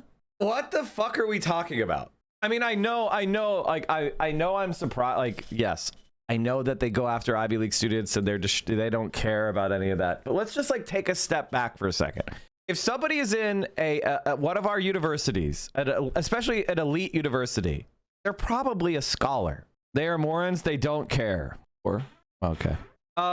Columbia Law School faculty completely silent on the matter. Pathetic. Again, because they're intimidated by fascism. Institutions don't care. All right, let's go back to what Kat was saying because that was really exciting and I was having fun. If so, Palestinian American, 2 Jewish Americans on this panel do believe there is an anti-Semitism problem Absolutely. in the United States. And I've devoted my career to fighting. I just wanted to pause it and say that this is a sign of how disgusting our society is that this question is even asked to her. It's just the most absurd bullshit question. She has to answer this. She's literally being she's being coerced into saying it's a problem. It's not. Anti-Semitism is not a problem in the United States of America. Anti-black racism, anti-immigrant xenophobic sentiment, Islamophobia, all these other issues are way more pressing and actively encouraged by the government than anti-Semitism. This is nonsense. Am I saying that anti-Semitism is not a problem? No, people should not be anti-Semitic. Anti-Semitism is wrong. But notice they would never ask a Jewish candidate, do you think Islamophobia is a problem in America? Ask yourself why the fuck that is. If I were sitting in her chair, I would say the same thing. I've fought anti-Semitism my entire career. And I have. But the false equivalence of anti-Semitism and anti-Zionism is what's causing anti-Semitism to grow. And when you have campaigned against anti-Semitism your entire life and you're called anti-Semitic because you oppose the killing of children, that causes a real sense of bitterness in your heart and disgust that it's seemingly okay with a lot of people. I cover the far right. Conspiracy theories are inherently rooted in anti-Semitism, which is why it's so dangerous to align with far right donors because they're pushing the Great Replacement theory, which has inspired almost every mass shooting of the 21st What about century. Palestinian American, 2 Jewish Americans on this panel do believe there is an anti-Semitism problem Absolutely. in the United States. And I've devoted my career to fighting it. I cover the far right. Conspiracy theories are inherently rooted in anti-Semitism, which is why it's so dangerous to align with far-right donors because they're pushing the Great Replacement theory, which has inspired almost every mass shooting of the 21st What about century. anti-Muslim? Such a good answer. Honestly, I could have given it better. I could have said it better myself. She fucking cooked. She especially cooked because of all the amazing soundboard hits that Hassan was adding in. Those were so good. It felt like I was watching an anime. I don't know about you, chat, but I love the soundboard and I want more of it. It's so cool. And as a 41-year-old man, when I say something's cool, you know it's cool. And I gotta tell you, it's cool. It reminds me of 2006. It's so cool. That was my favorite time, guys. So cool. Somebody says I was being sussy. I'm being sussy because I hate liberal Zionism as much as I hate any other Zionism. I legitimately think that if you have any kind of, like, if you're a person who's running around going, anti-Semitism, I'm so concerned about it, you're sus. If you are going around in my chat or any of Hassan's chat and pretending that anti-Semitism is some sort of issue in my community, you're sus. I thought you were like 37. Thank you. I'm old. As a fellow millennial with Hassan, I could say the millennials approve of the soundboard. Oh my God. Yes. Yes. Okay, chat. I have an idea. Next time I'm in Hassan's chat, I'm going to say, the Millennial Council has spoken and we all love the soundboard and think it's cool as fuck. Unks up, more soundboard. And we just do the boomer dance. That's our signal side of approval. The Unk committee has met, and as a fellow millennial, we agree it's cool as hell. Reverse psychology is not gonna work. What do you mean? What do you mean reverse psychology? The Unk Council has met. The Unk Council has spoken. We would never lie. Hey, Mike, really hard to say this to you, but all my young friends were laughing at the FA when it was playing Hassan on the TV. Sorry. What do you mean? The Unk Council agrees. W soundboard. I would never be sarcastic. I love when he's listening to a congressional debate and playing FA 20 times. I think it makes it so much easier to pay attention. W soundboard. Do you support abolishing ICE? And if so, how do you propose the nation enforce federal immigration? You're crusade. Why are people saying I'm on a crusade against the soundboard? I love it. Every millennial I've spoken to loves it. The Millennial Committee, we're all behind it. We're like, fuck yeah. I've had a soundboard forever. What the hell are you talking about? I've had one for forever. Right. Chat, Mike is that's right. Just the way Trump, it is. Mike is right. This is what we do when we wash an equestrian. I noticed that equestrians often don't shower, so that's how we scare them off. It feels like the left is unstoppable. And all those feelings are valid. All right, I'm going through my entire soundboard to show you how much I like soundboards. That's Praxis. Graham died alone. Beta! I don't know what we're yelling about! I don't like them putting chemicals in the water that turn the friggin' frogs gay. They got stuff that'll whack your brain permanently. Some people, they want to do the right thing. I like doing the wrong thing. Shit.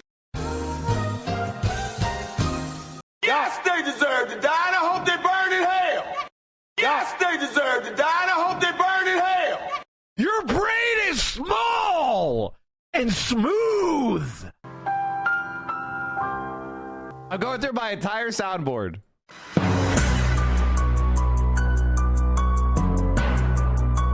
Right to jail, right away.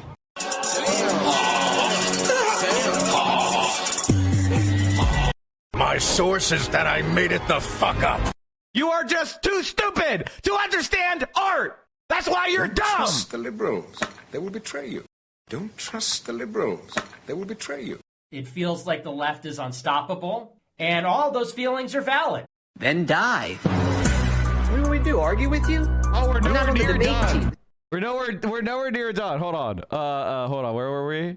Fuck, I lost my place. Okay, we did the then die. I did everything right and they indicted me. The glass is out! Put it on! Holy, how big is this out? Oh, it's so long. It's so long. I have so many more. I stopped because there's so many. Somebody's like, your soundboard is Unk. Why are none of these sounds baked into your Discord? They are. All of these are in my Discord. What the fuck? That's where I have my soundboard. Hassan's soundboard is better. What is even in his soundboard? The fa noise and the fart sound? I need to start using this one. I forgot I even had this one. Yes, they deserve to die, and I hope they burn in hell. Fuck that. Samuel L. Jackson yelling about how you deserve to die and he hopes you burn in hell. Oh, fuck. It's so great. Since you've had your soundboard longer, you definitely have better clip. Oh, I got even more. We're not even close to done. Both metaphorically and literally. Let's not fillet Nazis. The colonizer lied. Mike from PA, enemy of the show. Mike from PA, enemy of the show. Oh, fuck. I forgot. Okay, I added this to my soundboard chat. You guys said it was better, so it's in there now. Law. We need to, first off, abolish and prosecute ICE and DHS. And we return DHS's responsibilities to the Departments of Justice, State, of Treasury, of Transportation, all of these responsibilities that were taken from those departments. We return them there, and we build an immigration system similar to what we had before ICE, but even better with more federal workers. We need to fully abolish and prosecute ICE. We need to repeal the Patriot Act. We need to lift refugee caps. And we need to offer complete amnesty and citizenship to any immigrant here who has not committed a violent crime. Additionally, we need trials. There is no moving forward without justice. Stern words for Greg Bovino aren't enough. Body cameras aren't enough. You need the John Gotti what murder? Yes. By the way, Kat is cooking. I do think like our immigration policy that we have needs to end this cycle of illegal immigration by giving a permanent, sustainable documentation process for our neighbors that we rely on for labor, like Mexico. Mexican laborers have been coming into this country to pick fruit and vegetables and do agricultural work for literally a century or more. There should be a permanent process where they can continue to live in Mexico, commute to the United States, work on agricultural fields, have a union, get paid fair compensation, have protections from unsafe working conditions, and be able to transit back to Mexico or live here while they're working. Yes. The cat's mad because I don't have any space for them to jump up on my desk. Oh my God, cat. Since we're chat, the cats that we picked, General Sherman and Styx, are literally the best cats I've ever seen. They're literally the best cats I've ever seen. They're social, they're normal, they like to play, they love each other, they're playing with each other, they're not fearful, they're taking to their new litter boxes. I mean, honestly, they've been playing fetch with me. They are completely, they are the best cats, and they're not shedding like at all. 2 cats means you need 3 litter boxes in the house. So true. So they've been doing really well. Peach Jars did a streamer animals tier list yesterday. Show me. Are they kittens? One is like an older kitten and one is like 7 months old. So I think that's the time they become a cat. They're like officially a cat. Do I have pictures? Theo took some pictures. I talked about this yesterday, so you guys must not have been here yesterday. Interesting. You guys weren't here yesterday. Not watching me every day. That's weird. Huh. This is the kitten. This is Styx. And this is the cat, General Sherman, who's like 7 months old. They're still babies until they're like 2. I wanted a black cat, but I also really like Sherman. Sherman is like such a great cat. Mike, did you see this?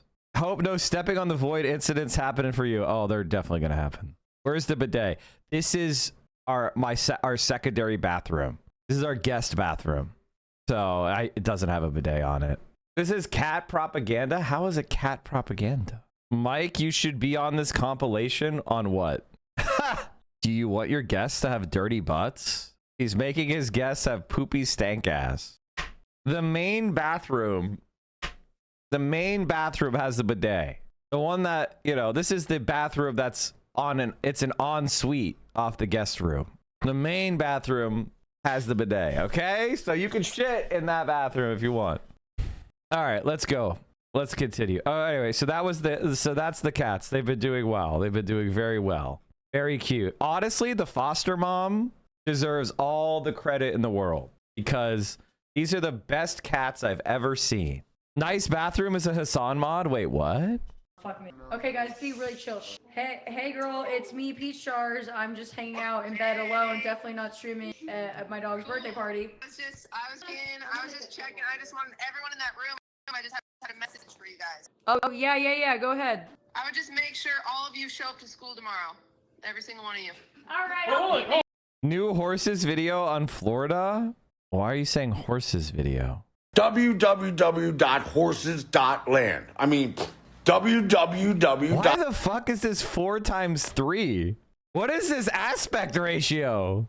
Or is it a perfect square? Hold on. Absolute cinema. Oh shit, chat. The camera's shaking. The cat managed to like go behind the monitors. All right. Let's get back to what we were talking about called politics. Have you guys ever heard of it? There's something called politics. Would you like to talk about that? Can I talk about that? I was praising Kat for her amazing shit that she was saying and the amazing clips. Do you support abolishing ICE? And if so, how do you propose the nation enforce federal immigration law? We need to, first off, abolish and prosecute ICE and DHS. And we return DHS's responsibilities to the Departments of Justice, State, of Treasury, of Transportation, all of these responsibilities that were taken from those departments. We return them there, and we build an immigration system similar to what we had before ICE, but even better with more federal workers. We need to fully abolish and prosecute ICE. We need to repeal the Patriot Act. We need to lift refugee caps, and we need to offer complete amnesty and citizenship to any immigrant here who has not committed a violent crime. Additionally, we need trials. There is no moving forward without justice. Stern words for Greg Bovino aren't enough. Body cameras aren't enough. We need people willing to put everything on the line, not when it's politically convenient, and not have their hands in their pockets. Let me ask you this. If ICE has information on known violent criminals in the community who are undocumented, should local authorities cooperate? We have a justice system that can function without ICE and that functioned without ICE before. ICE has shown that it is completely untrustworthy, that it lies, that it kills, that it kidnaps, that it abuses. ICE should not be seen as any legitimate law enforcement agency, and I don't trust a single thing they say. I'm gonna be honest, I think Kat's doing a lot better than I thought she would be doing. She's locked in, she's dialed in. She's also 26 years old, and I think that like no matter what happens, a lot of people are going to approach the subject with that in mind. But she's doing a fantastic job. I mean, the very fact that she got 17% in this poll at second position behind Daniel Biss is truly remarkable. Do you support abolishing ICE? And if so, how do you propose the nation enforce federal immigration law? We need to, first off, abolish and prosecute ICE and DHS. And we return DHS's responsibilities to the Departments of Justice, State, of Treasury, of Transportation, all of these responsibilities that were taken from those departments. We return them there, and we build an immigration system similar to what we had before ICE, but even better with more federal workers. We need to fully abolish and prosecute ICE. We need to repeal the Patriot Act. We need to lift refugee caps, and we need to offer complete amnesty and citizenship to any immigrant here who has not committed a violent crime. Additionally, we need trials. There is no moving forward without justice. Stern words for Greg Bovino aren't enough. Body cameras aren't enough. We need people willing to put. I think like my general take about all this, sorry for the loop, is that Kat has become the candidate that I wanted her to be at the beginning. And I'm not the type of person that's going to look a gift horse in the mouth. She's doing it. She's pursuing strong policies. She's distancing herself from the other progressives. And a lot of reasons why this is happening is because Daniel Biss is in the race.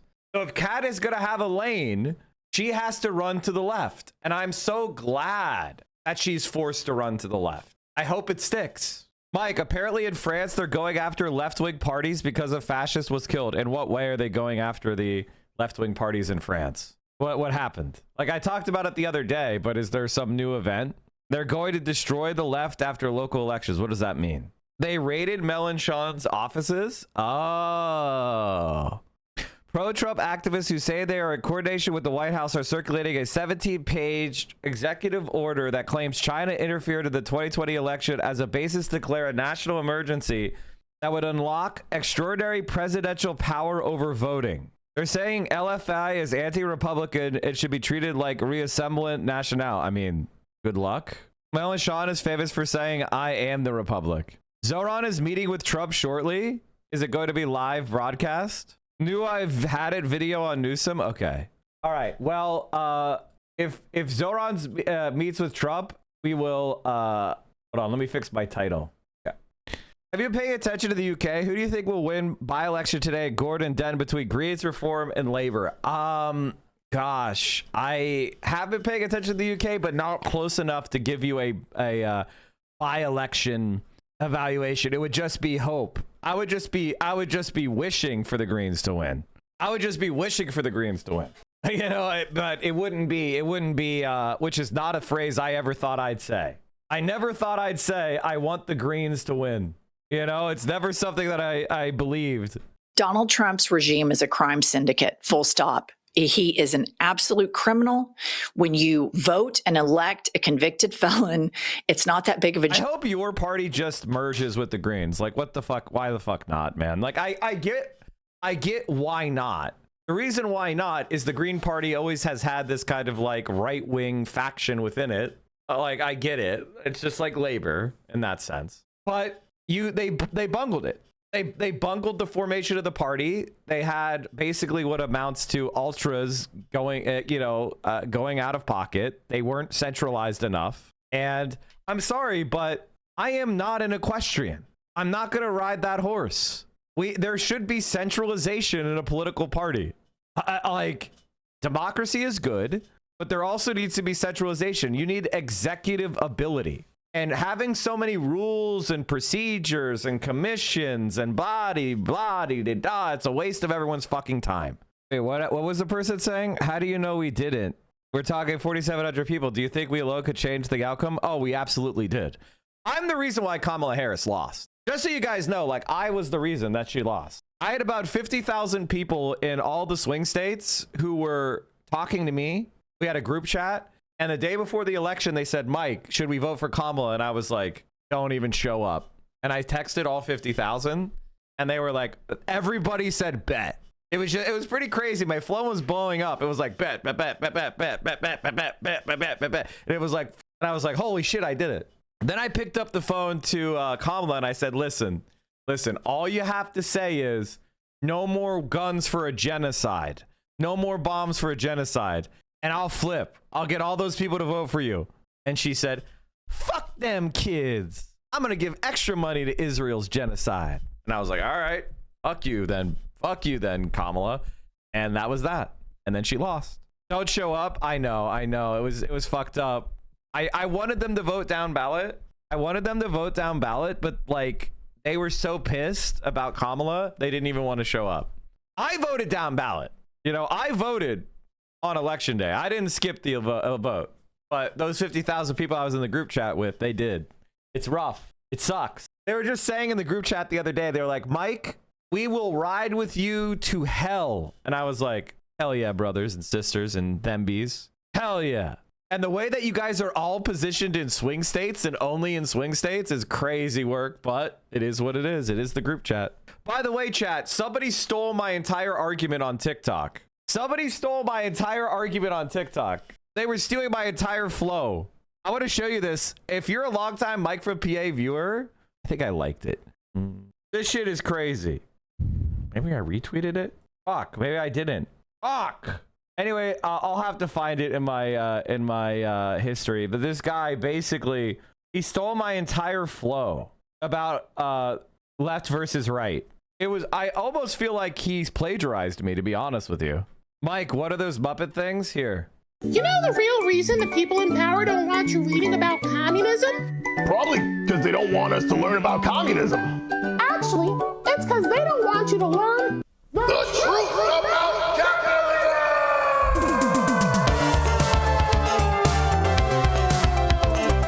They're always like, the problem with socialism is... The real reason that they don't want you to read Marx is to hide capitalism's flaws, not communism. Marx argued that exploitation is inherent to the capitalist system due to the fundamental relationship between the owning class and us, the working class. We have to sell our labor to survive, but we don't receive the full value of the goods that we produce. The difference between the value generated by our labor and the wages we're paid is called surplus value, which is appropriated by the capitalists as profit. This foundational inequality in Marx's view is the core of exploitation. Walter Rodney argued in works like Decolonial Marxism and How Europe Underdeveloped Africa that race and colonialism were integral to the evolution of capitalism and global imperialism, not just secondary effects. Rodney explained that modern capitalism emerged directly from colonial expansion, slave trade, and resource plunder, and that racism is an integral part to capitalism. In The Wretched of the Earth, Frantz Fanon argues that the colonial world is fundamentally divided into two distinct zones, that of the colonizer and of the colonized. He posits that what divides the world is not merely class in the traditional Marxist sense, but first and foremost, race. He encapsulates this idea with the phrase, "You are rich because you are white. You are white because you are rich," highlighting that racism is an inseparable feature of capitalism, not a flaw. A deep understanding of these critiques helps uncover how capitalism justifies itself through ideology, making its power structure seem inevitable or fair when they're not. That's why politicians on both sides want to condemn socialism and communism, because it undermines faith in capitalism and motivates us to challenge existing power structure.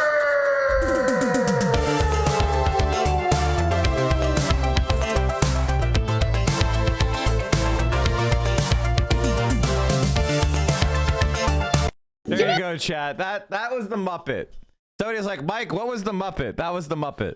This is real politics. Whore, and she has about 18 worse things than that, to be abundantly clear, but I'm sort of sensing the writing on the wall. I don't think she's going to have a role in public service much longer, so I won't have a reason to come on here and talk about how she is a hoe bag and how our taxpayer dollars have actually been funding her hoe baggery for the better part of a decade. She's been married to this guy Brian with an O for well over 30 years. That's like ostensibly her baby daddy and everything, but she's been fucking and sucking on this guy Corey Lewandowski, who's been working for Trump basically since he entered politics in different capacities for like about a decade now. It's been a long ass time. I think she was still in the House of Representatives when they started Nancy Mace, doing right? the Grown Up Together, or as Republicans put it, doing the She Was At Least 12 Years Old, I swear. She leaves DC because she becomes the governor of South Dakota. And Oh no, it's Kristi Noem. Kristi Noem is sucking in fucking Corey Lewandowski. Oh, okay. Oh God, Jesus. The best way to explain Marxism is to Americans is with the mafia. Oh, the best way to just explain it to them is with the hit 90s show Dinosaurs. The Disney show Dinosaurs. Or the famous television show Dinosaurs, okay? Hold it right there. Come on. Don't shoot. I surrender. We're not gonna shoot you. We want to re-educate you. You see, son? You're just the product of an alienated economic class, lashing out because you feel powerless and unloved. You've been disenfranchised by the bourgeois power structure. That's right. I stole a car. I'm a thief. Well, son, if you think about it, all property is theft. Oh. Let me explain how the surplus value of the worker is being exploited in the marketplace. You see, when the means of production... we made a few changes in the shows. The Fraggles was also Marxist. Americans are leaving the U.S. in record numbers. Oh, is that true? More citizens are replanting overseas, drawn by a quality of life made easily affordable by the U.S.'s enviable salaries. I wasn't expected to be surrounded by this many Americans. Oh no, we're gentrifying the world! Actually, this is actually what happens when your country is collapsing. When your country is collapsing, people fucking leave. I mean, honestly and truly, what I should do is fucking like move to Europe, like or China. Why the fuck am I in the US? It's massively overpriced. The politics are shit. I'm insecure as far as like the long-term security. Even if you make a shit ton of money, You better save millions of dollars for retirement. And if anything goes wrong in your life, you're fucking cooked. You said Europe before you said China, only because of VO being European and everything. Come to South Africa. It's like a literal paradise and really cheap. I would want to move to a country that will stand up to America. Did you see this? 1,000 people in here watching. Look at this. Look at my chat. Look at my chat versus Candace Owens's. Nah, slow mode or not, doesn't matter. Is that this was done? Dude, come on, after my the fact? fucking chatters Maybe are someone had typing a friend fuck. down My her. chat is faster than her chat. My chat, like, look at my chat. I have 4,308 people here right now, which is not even that many for me. Look at how fast my chat is compared to her Look, slow ass chat. Her entire chat is Her chat is so my fucking slow. chatters. Her entire chat is my chatters. Do you think a 36,000 person live viewership channel would be capable of rating another content creator's live chat when they have 213,000 viewers? It's completely fake. It's just my chat in there. Look at this. Everyone's typing fa. Not a single person is replying to anything Candace Owens is saying. Everyone is spamming fa. Dude, we got 36,000 people in here.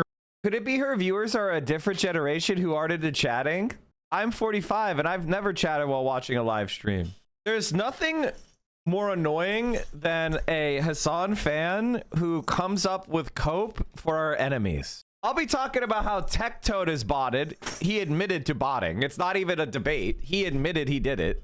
And I'll have people in here going, well, Mike, maybe his viewership is made up of Asmongolddians off, you know, he's an Asmongold orbiter, and a lot of the Asmongold fans go and watch him, and blah, blah, blah. And it's like, no, he admitted he bots. His partner said she said he knows. Well, I don't know if she said that. Ms. Kiff got screenshots saying he bots. Like, what are we doing? Massive bot attack hits Candace Owens' first episode of her investigative series, Bride of Charlie. Her live chat was flooded with unblock Hasanabi spam from countless accounts repeating nonstop. I've watched Candace for some time now, and I've never seen interference like this. The screen kept going dark while her audio continued, then freezing altogether. Whether you call it bots or something more coordinated, this wasn't normally. Definitely a military-grade attack. Why are they so afraid of people hearing? Unblock Hasanabi, rip Hasanabi, hi trolls. Oh, come on. Don't do us this Swedes wrong. I've never doubted you. Free Hassan, unlock, unblock Hassan, El Hassan, free Kaya, Fa, liberal, unblock Hasanabi. We're in an 8th front internet war. Fairfax warrior mom. Chat, this is an AI generated picture. Or at least it's heavily filtered. Oh, that's so fucking funny. So Cat is cool as hell. We love Cat now. I 100%, 1,000 quadrillion % endorse Cat now. After that debate performance, I completely endorse Cat. She's cleared up all my concerns about her, saying she won't support the Iron Dome. Her positions on every issue are based. She calls herself a democratic socialist. I'm 100% behind her. I will text her that. And, you know, she may hate my guts because I asked her if she was a democratic socialist a million times or whatever. I didn't tell you guys to do that, but I'm kind of curious. Use surveillance against itself. Data poisoning, the fatal flaw in mass surveillance. I'm concerned she's behind on polls. What the fuck are you talking about? She's like neck and neck with Biss. I just saw a poll with her like where they're tied. All right. What is going on with the White House? Are they actually going to have... Is the Zoran shit going to be live? Do you guys know when that is? Apparently he's meeting Zoran. Is it a private meeting or is it in person? Like video meeting with press. 3 EST. Come on, Zoran! It's so late. Don't let Hassan get that too. Come on, man. You're supposed to be East Coasters. He fucked me over. Jump to know that then he's going to do more crimes while he's in office, especially. All right, chat. I am trying to get into the algorithm of 2 channels or 3 channels right now. Secular Talk with Kyle Kalinske, the I've Had It podcast, and More Perfect Union, which has a video that I want to watch. Let's watch that, and then we'll do this. More Perfect Union has an incredibly based video that I wanted to check about the Bilderberg group. We uncovered the most famous secret society, and the truth is shocking. This is why these guys are cooking.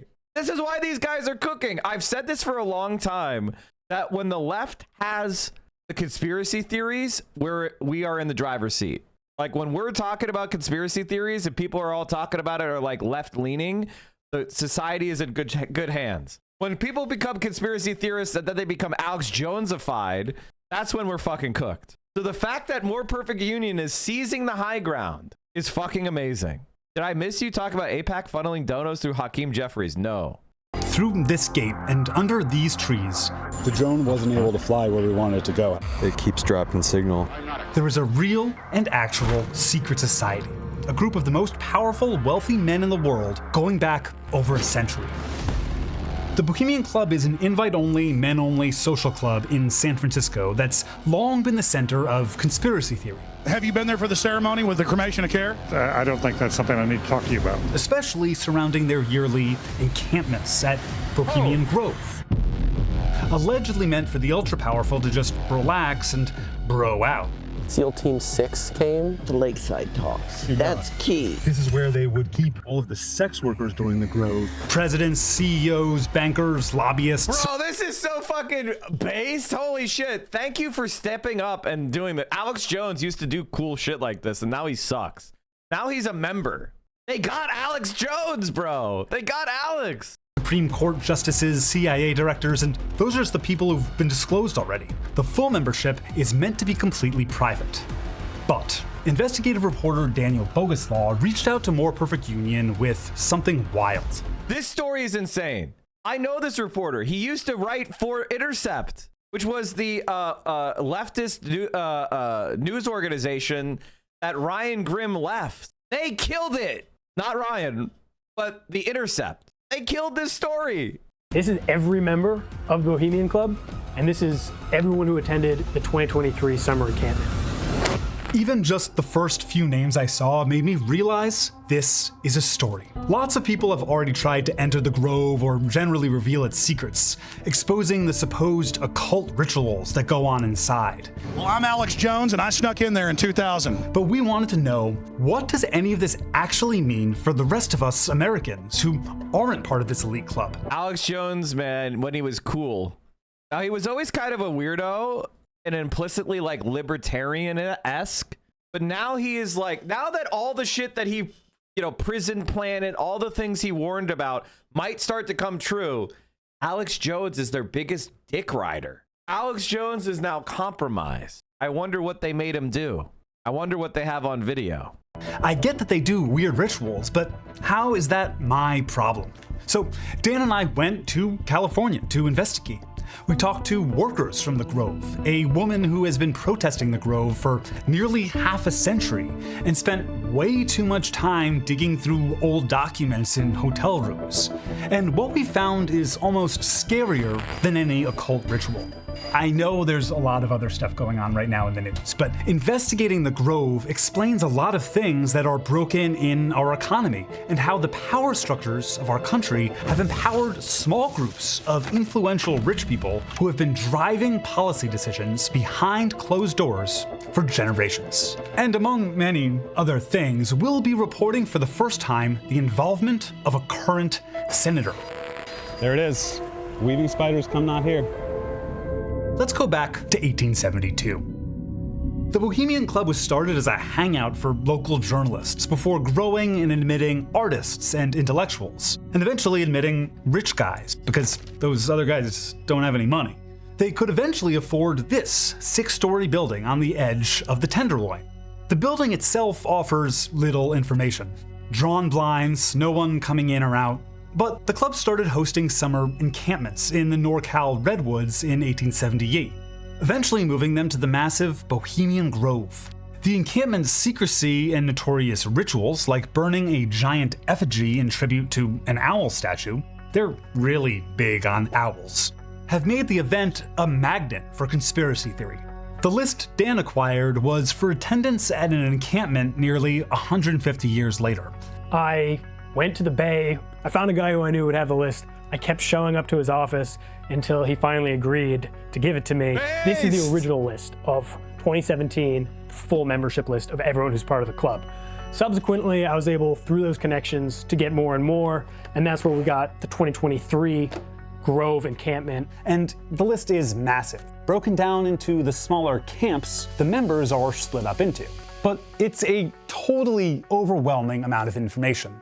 Any name we researched was tied to something.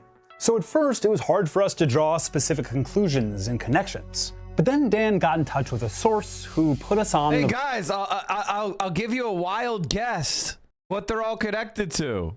Right track. We'd love to talk to you about the club there. Be prepared because I've been archiving and it's cold out here. I have no heat, so come with a good jacket. Mary Moore, who lives not too far from the Grove, has been protesting and researching it for decades, long before Alex Jones. This woman is fucking cool. I miss hermits like this. We used to have cool hermits like this. I love these Giga Chad hermits. Like, where the fuck? Like, we need to bring back the hermit meta. Jones even got his public access show. Somebody came up and gave me a membership list, knowing that I was an activist. So we used it to research who was making the profit. These are the guys that prefer to work behind the scenes as much as they can. My purpose back then was to make people in the movement understand all our issues are connected by who profits from them. So what modern issues can we tie directly? Of course. You get up on your little 21-inch screen and howl about America and democracy. There is no democracy. There is only IBM and ITT and AT&T and DuPont, Dow, Union Carbide, and Exxon. Those are the nations of today. What do you think the Russians talk about in their councils of state? Karl Marx? They get out their linear programming charts, statistical decision theories, Minimax solutions, and compute the price-cost probabilities of their transactions and investments, just like we no longer live in a world of nations and ideologies, Mr. Beale. The world is a college of corporation, inexorably determined by the immutable bylaws of business. The world is a business, Mr. Beale. It has been since man crawled out of the slime, and our children will live, Mr. Beale, to see that perfect world. I consider this speech to be the declaration of the neoliberal era. I think this movie came out in 1976. Yeah. Which I pegged to the moment that neoliberalism truly began. And this is basically a neoliberal capitalist arguing in favor of his ideology. In which there's no war or famine, oppression or brutality. One vast and ecumenical holding for whom all men to serve a common which all men will hold a share of stock. All necessities provide, all anxieties tranced. And I have chosen you, Mr. Beale, to preach this evangel. Why me? Because you're on television, dummy. 60 million people watch you every night of the week, Monday through Friday. I have seen the face of God. You just made, Mr. Beale. And like, honestly, The Network is such a good fucking movie, dude. I love The Network. It's so good. It so effectively predicted it.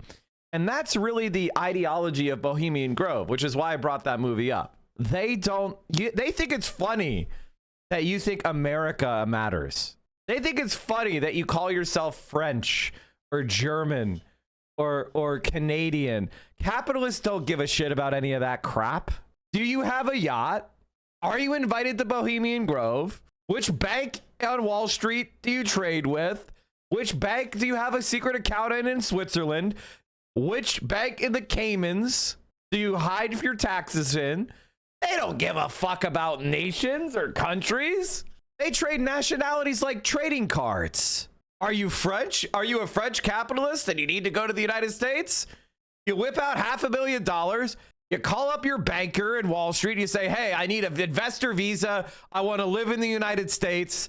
And before you get off the plane, all the fucking documents are filed. You're an American. You got a citizenship. Bingo, bango, boom. It's that simple. And it's cheaper in some places. I mean, you can get an investor visa for fucking like $100,000 in some of these countries. The capitalists just smooth. Borders don't exist for them. They only exist for you, you fucking peasant. And they're used to keep you under control. Directly back to the Grove. What was literally planned at the Grove that affects us today? There's decades of information. Reagan and Nixon specifically loved sending letters about their favorite secret society. But a few things in particular stuck out to me. How they rigged our economy and broke certain programs that we're only now seeing the effect of. how they established a vast dark money lobbying network, how they set up a tax. Can you explain why you think neoliberalism took off in 1976? That's when Carter was elected. Jimmy Carter basically was the end of the Democratic Party's or the New Deal coalition, which was a coalition of racial and religious minorities and trade unions, workers of all races. That was fundamentally shattered by the election of a Southern Democrat by the name of Jimmy Carter, and he proceeded to enact deregulation. He stood against organized labor, and he started shattering the old coalition of the left. And he started implementing all the policies that Ronald Reagan ended up taking to 11. So 1976, with the election of Jimmy Carter, was really the beginning of the neoliberal era and the shattering of the post-war Great Compression, as they call it. Scheme to funnel taxpayer dollars directly to executives, how they ruin the very city they're headquartered in, and how they hold on to the power. Let's start small and specific with the rigged economy. This little tidbit is from the Reagan Library, and as far as I can tell, we're the first to unearth it. It's a memo to Alan Greenspan from Edwin Harper, who's an assistant to the.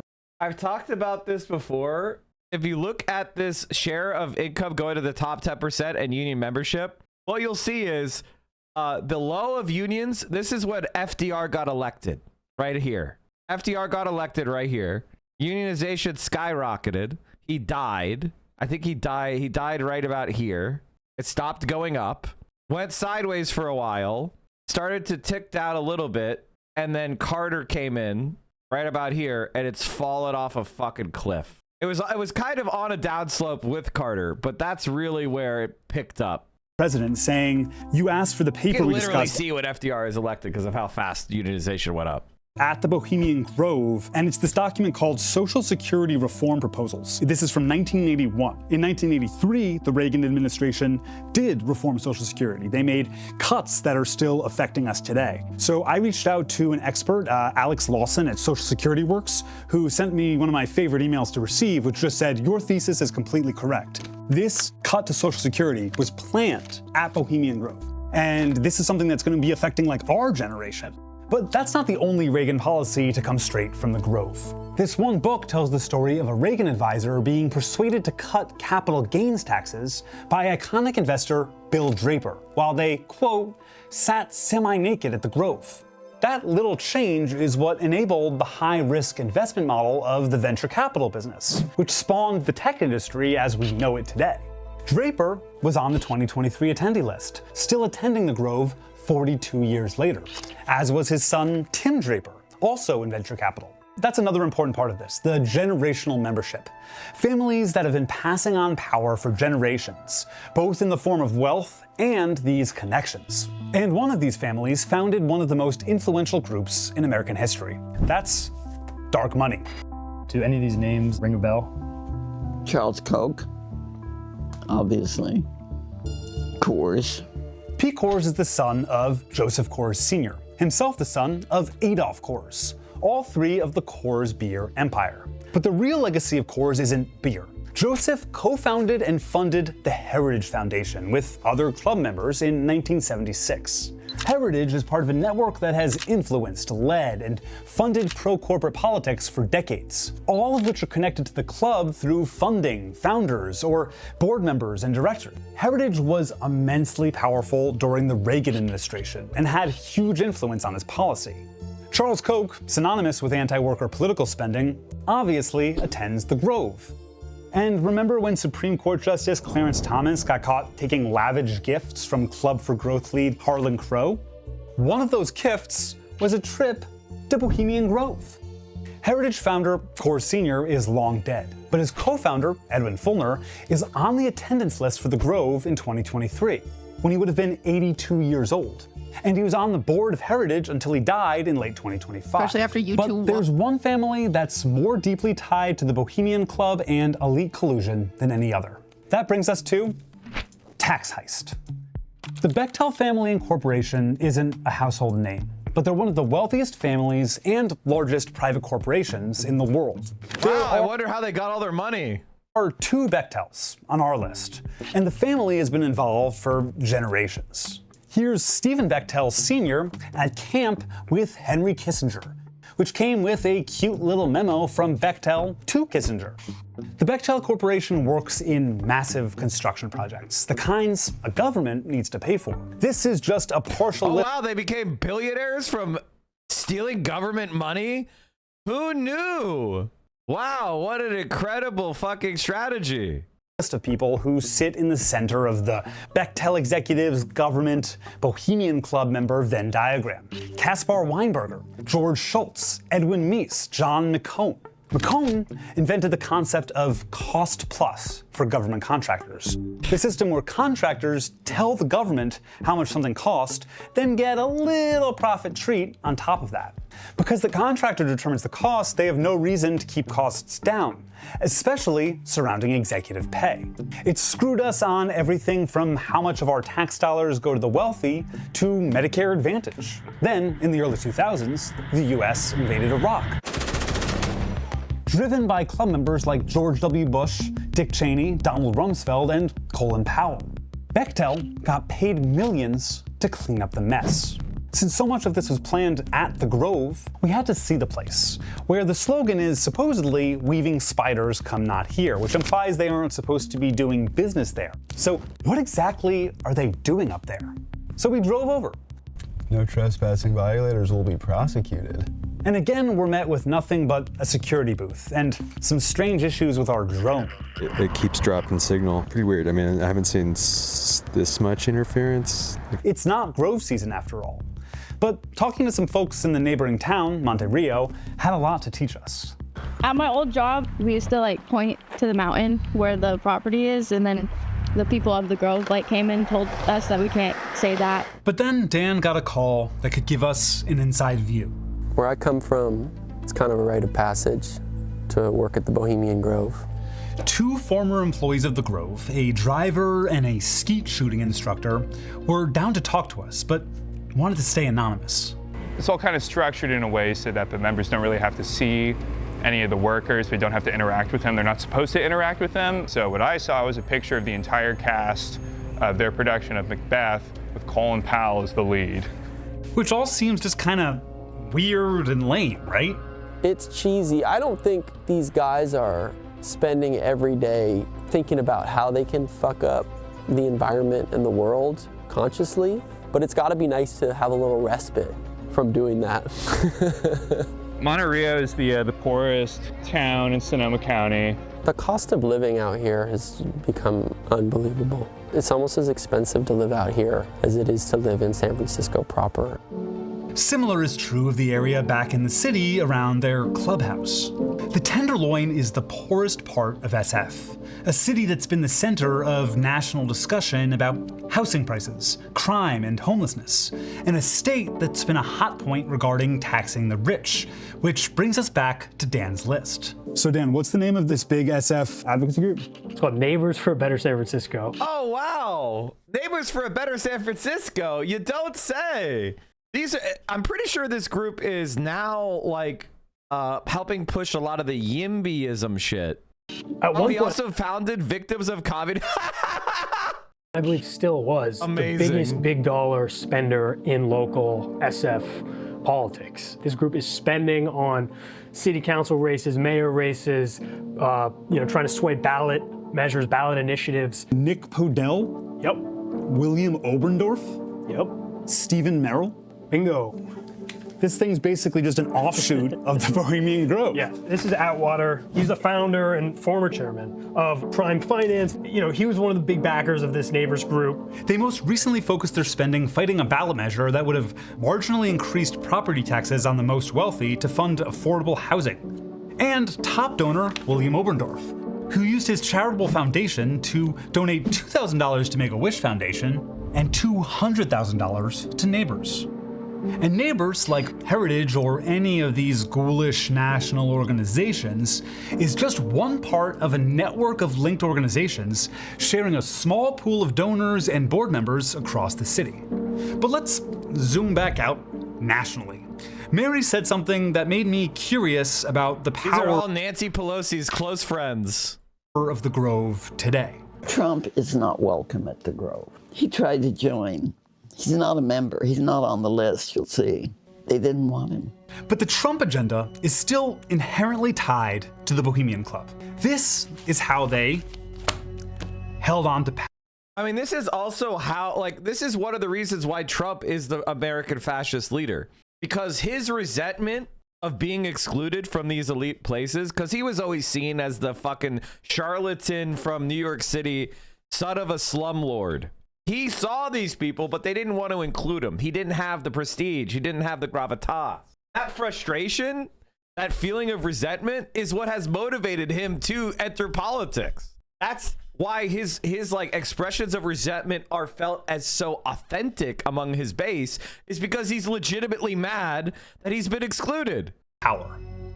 Back in New York, like Dan Nixon, and I started digging into the influence of the club on today's administration and politics. I found this clip of Ed Fellner, who was one of the founders, and he's been attending the Grove for years. He was on your list in 2023. He did die a little bit after this, but here he is just a few months before that meeting of the Grove. Tomorrow, at our celebration, we'll be introducing Mandate for Leadership 7, called Project 2025, Mandate for Leadership, the Conservative Promise. A sincere thank you from this old man who was around the first time it all So the happened. Bohemian Grove is behind Project 2025. And now Alex Jones is out there supporting Project 2025. And of course, Donald Trump is implementing almost all these policy suggestions. Donald Trump wanted to be part of Bohemian Grove, but he couldn't get an admission ticket until he became president. That's the essence of what fascism is. Fascism is people that are the most intense bootlickers who will demonstrate their loyalty to capitalism by targeting scapegoats. The first time it all happened, that's, going into the Reagan administration and making all the changes that we're still facing today that make our lives more difficult today. And it goes to show these people's ability to reconsolidate power, right? They didn't get the guy they wanted the first time around. They didn't let Trump in, but they were still able to weasel their way in and craft his policy book. In the months that Project 2025 was being written, the board of the Heritage Foundation was like a quarter Bohemian Club guys. But it goes even further. On our 2023 list, in Mandalay, the same camp as Michael Bloomberg and Henry Kissinger, for whom this would be the last Grove, is another name, David McCormick. At the time, McCormick was but a simple hedge fund billionaire who'd tried to run for Senate in Pennsylvania before being defeated by Dr. Oz in the primary. But just 2 months after this encampment, he announced he was running again. And this time, he won. So I compared our attendee list to McCormick's donors.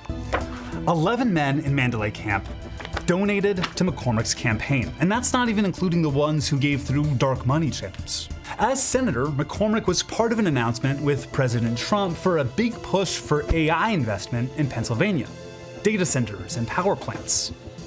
At the same event... By the way, Chad, I have firsthand knowledge of that story. Basically, they're trying to restart coal plants in order to fund AI data centers. There's a lot of like decrepit or shut down or decommissioned coal plants in Pennsylvania because natural gas has supplanted coal. But the old coal plants and especially their electrical facilities, many of them are still there in functional condition or near functional condition. So they're trying to restart coal plants in order to give electricity to AI.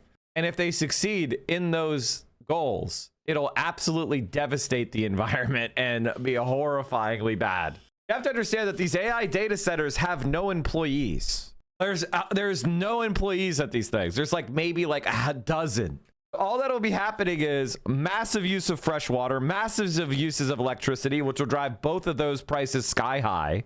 The air will be polluted horribly by ancient coal plants that were shut down, and the EPA has largely been gutted under Trump. So all the protections against pollution will be eroded. It'll be like 1910 in Pittsburgh again. Was this guy, Brendan Bechtel, the latest family CEO and heir to the Bechtel fortune. Bechtel is poised to get billions in construction contracts from this deal. funneling money and power to Bechtel seems as important to the Trump administration as it did to earlier administrations. Bechtel is getting big deals with foreign companies for US construction, brokered by Trump. They have money tied up in the Venezuelan pipelines Trump wants to seize from the Venezuelan people. And they've been floated as a beneficiary of the Kushner-Trump plan to rebuild Gaza. We're seeing a level of collusion among the ultra-wealthy that seems almost unbeatable. They are all on the same team. They are all protecting each other. It's not even about party politics. Paul Pelosi, Nancy's husband, is on the list, as is his nephew, who works for Harlan Crow, as are several major centrist and Democratic Party donors. They have class solidarity. But so do we. A tenants union was organized specifically to fight against John Atwater's Prime Realty. And they've had big wins because they organized every building that Prime owns. Even workers at the Grove had a win. A class action lawsuit by Grove valets alleging wage theft, misclassification, and other labor violations went in favor of the workers. I won some money recently in a class action about wage theft. They weren't counting the overtime of the employees. The whole world is moving towards understanding the connectedness that we all need to work together.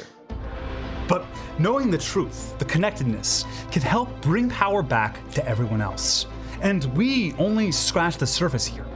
We'll be releasing the full list, so you can dig through yourself. Let us know what you find and reach out to us at stories@perfectunion.us.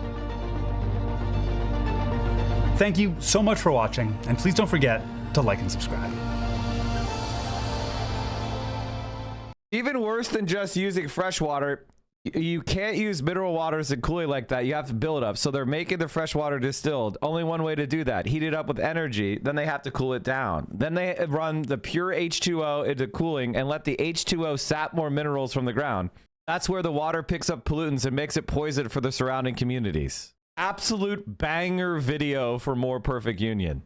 And this is exactly the type of content we need if we're going to break into normies' brains. Because as much as I want to talk to you guys about the base and the superstructure and dialectical materialism, and you should all read Hegel and shit like that, stuff like this is much, much, much more open and interesting for regular normies to break in, to start thinking like left-wingers and understand that the capitalist class doesn't care about things that you care about. They don't care about you as a human fucking being, let alone a nation. Based. The reporter in the video is the author of the Eli Lilly's "Insulin is free" tweet. Oh, god damn, he's even more based than I thought. All right, chat, this story is fucking insane, and it is unbelievably disgusting, and we need to talk about it. Kansas revokes driver's licenses of all trans people. This story is absolutely fucking insane. Kansas informs trans residents their driver's licenses become invalid on Thursday. This is from the Kansas City Star newspaper. Transgender Kansans are being informed on the eve of a new state law going into effect that their driver's licenses will be considered invalid as of Thursday. Please note that the legislature did not include a grace period for updating credentials. That means that once the law is officially enacted, your current credentials will be invalid immediately, and you may be subject to additional penalties if you are operating a vehicle without a valid credential, read letters mailed by the Kansas Department of Revenue's Vehicles Division. So basically, if you are a trans person, they have revoked your driver's license, and if you're caught driving, it's like you don't have one, which I think may often be a felony, right? Okay, according to Kansas state law, it is a misdemeanor for any person to operate a motor vehicle in violations of restrictions on any driver list. Oh, wait. What about without one? I'll have to check it out. But it's a criminal offense. So every trans person in Kansas, if they don't update their driver's license with their birth gender, the gender assigned at birth, they will become a criminal immediately upon enacting of this law. The second time you get popped without a license in Kansas, you will get a felony. Some transgender Kansas interviewed by the Star said they had received the letters. Others who have changed their gender markers on driver's license, state IDs, and birth certificates said they had not received notifications from KDOR as of Wednesday evening. Iridescent Riffle, a transgender woman with a Kansas driver's license who lives in Grandview and commutes to work in Lawrence, said she hasn't received a letter yet. I don't want to go get a misdemeanor, just try to go to work, said Riffle, who changed the letter on her license from M to F in 2023. Shortly before, Attorney General Chris Kobach's legal intervention forced KDOR to stop accommodating such requests for more than 2 years. Now, the Democratic governor vetoed this bill, but the Republicans in Kansas have a veto-proof majority, so they overrode her veto. The Senate voted 31-9 to override the veto on Tuesday, and the House followed suit by a vote of 87-37 on Wednesday. Did any Democrats vote for this? House Minority Leader Brandon Woodard, Lenexa Democrat, sharply rebuked Republicans for supporting a poorly written, rushed, and repugnant piece of legislation that belongs in the very bathroom you're attempting to police. It will prohibit multi-stall, gender-neutral restrooms and other unisex private spaces in government buildings. It will also require people to use restrooms, showers, and locker rooms in those buildings in accordance with their sex assigned at birth, even if they have undergone treatment to fully transition. Anyone who believes someone used the wrong restroom in their presence can file a complaint seeking $1,000. There is absolutely no evidence that links trans-inclusive bathrooms and crimes in bathrooms, says Representative Lindsey Vaughn, an Overland Park Democrat, said during the floor debate. The claim that this bill protects women is egregious. This bill does not protect women. This bill weaponizes women's rights language against a vulnerable population. Great speech. Great argument. Transgender people are 4 times more likely than cisgender people to be victims of violent crimes. Anyone found to have improperly used a restroom or other private space in a government building would face a written warning for a first violation. Second violation would carry a $1,000 fine, and each subsequent violation would be a misdemeanor offense, punishable by another fine and up to 6 months in jail. And the other thing is, chat, that in these Republican transgender logic, they would force a fully transitioned person who has undergone top and bottom surgery, presents as a woman, lives as a woman, to go to a male jail. I don't have to say what that would mean. Our young women deserve to be able to have restrooms and locker rooms where they can undress without men in the room, Kaihar said. When women are in such a vulnerable space, they deserve privacy. This bill protects girls and women, the ones feminists used to claim to stand for. Kansas Democrats are for they/them, he said in a statement. I will continue to fight for you and protect women and girls across our state. This is literal Nazi shit. They're invalidating people's driver's licenses and they're making them criminals for using the bathroom. I'm salaried. I'm not working hourly, and not everyone has the same privilege as me, said Riffle, who got approval for her boss to work remotely until she figures out how to drive illegally in Kansas. Pursuant to the new law, if the gender sex indication on the face of your credential does not match your sex assigned at birth, you are directed to surrender your current credential to the Kansas Division of Vehicles. Upon surrendering the credential, you will be issued a new credential reflecting the gender identification consistent with statutory requirements. The legislation provides no funding to help people who need to replace their licenses. Kansas driver's licenses typically cost $30. The persecution is the point, said Representative Abby Boatman, a Wichita Democrat and the only transgender member of the legislature, who received the KDOR notice on Wednesday. Representatives from KDOR and the governor's office do not immediately respond to inquiries about whether the license holders have received or will receive any other form of outreach about driver's licenses being invalidated. This bill is that the Republicans forced through the legislature so quickly is doing nothing but causing a problem that doesn't exist. It's clearly something they've wanted to do for a long time, and it's at the expense of marginalized communities, Moyer said. Anyone who believes someone used the wrong restroom in their presence could file a complaint seeking $1,000. So this is what we're doing now. You go to the bathroom and you look at someone and go, I think they might be trans. I'm going to complain. That's what we're doing now. You think that only affects trans people? That's going to affect cis people. It's going to affect queer people. It's going to affect people who don't want to present with Republican prostitute makeup, the porn makeup that every Republican forces women to apparently wear. God forbid a woman be a little bit butch. Now they're going to be transvestigated? Haha, you guys are mad, but it doesn't matter. You lose, we win. We will keep winning. You will keep losing. Bro, Donald Trump's approval rating is like 30%. Asmongold has about like 7,000 Americans who watch him. He's the most botted content creator on this platform. Candace Owens is botted to hell. You guys are fucking cooked. AOC is going to be the fucking president. and then you're gonna go back to doing whatever you do, which I honestly, you don't like. You're not even bothering me. Like, I'm winning. I'm going to be more popular than ever. I'm gonna make more money. I'm gonna have friends of mine get elected to Congress. My life is going to be out fucking standing, and I'm gonna do a lot of good for people. So I'll be remembered fondly by history. Meanwhile, your guys are gonna be known as incel fucking rat losers.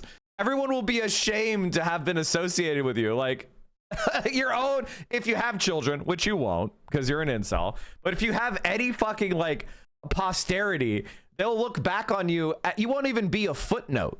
You'll be something that somebody would be ashamed to find out about. Donald Trump will go down in history as a fucking pedophile loser.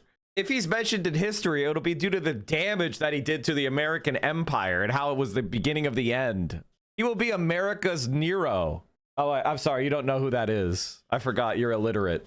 Okay. I don't know why you linked me that, but okay. I mean, it's not like they're not even good. They're not even good trolls. What, you think I'm mad at you? I'm not mad at you.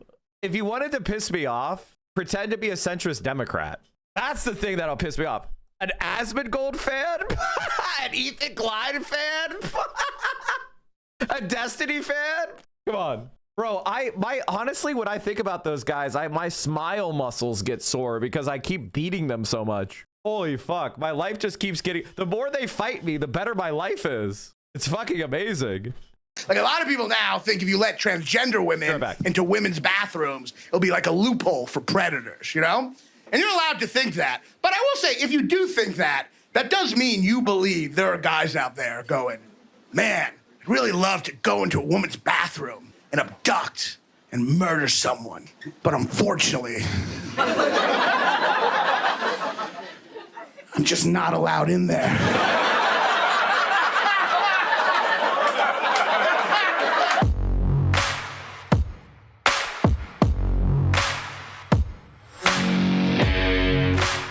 Like, a lot of people now think if you let transgender women into women's bathrooms, it'll be like a loophole for predators, you know? And you're allowed to think that. But I will say, if you do think that, that does mean you believe there are guys out there going, man, I'd really love to go into a woman's bathroom and abduct and murder someone. But unfortunately, I'm just not allowed in there.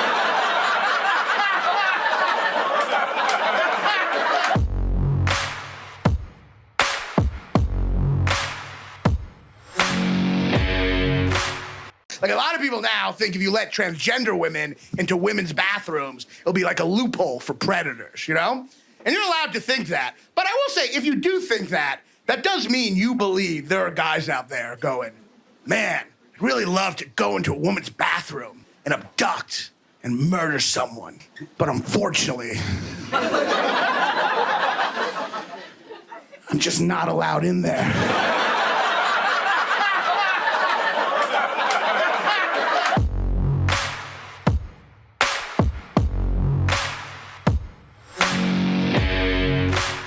Like, a lot of people now think if you let transgender women into women's bathrooms, it'll be like a loophole for predators, you know? And you're allowed to think that. But I will say, if you do think that, that does mean you believe there are guys out there going, man, I'd really love to go into a woman's bathroom and abduct and murder someone. But unfortunately, I'm just not allowed in there.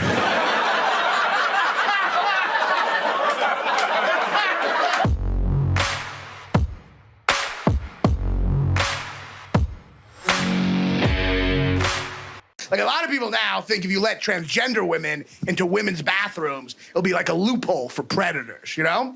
And you're allowed to think that. But I will say, if you do think that, that does mean you believe there are guys out there going, man, I'd really love to go into a woman's bathroom and abduct and murder someone.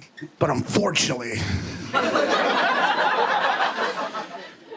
I'm just not allowed in there.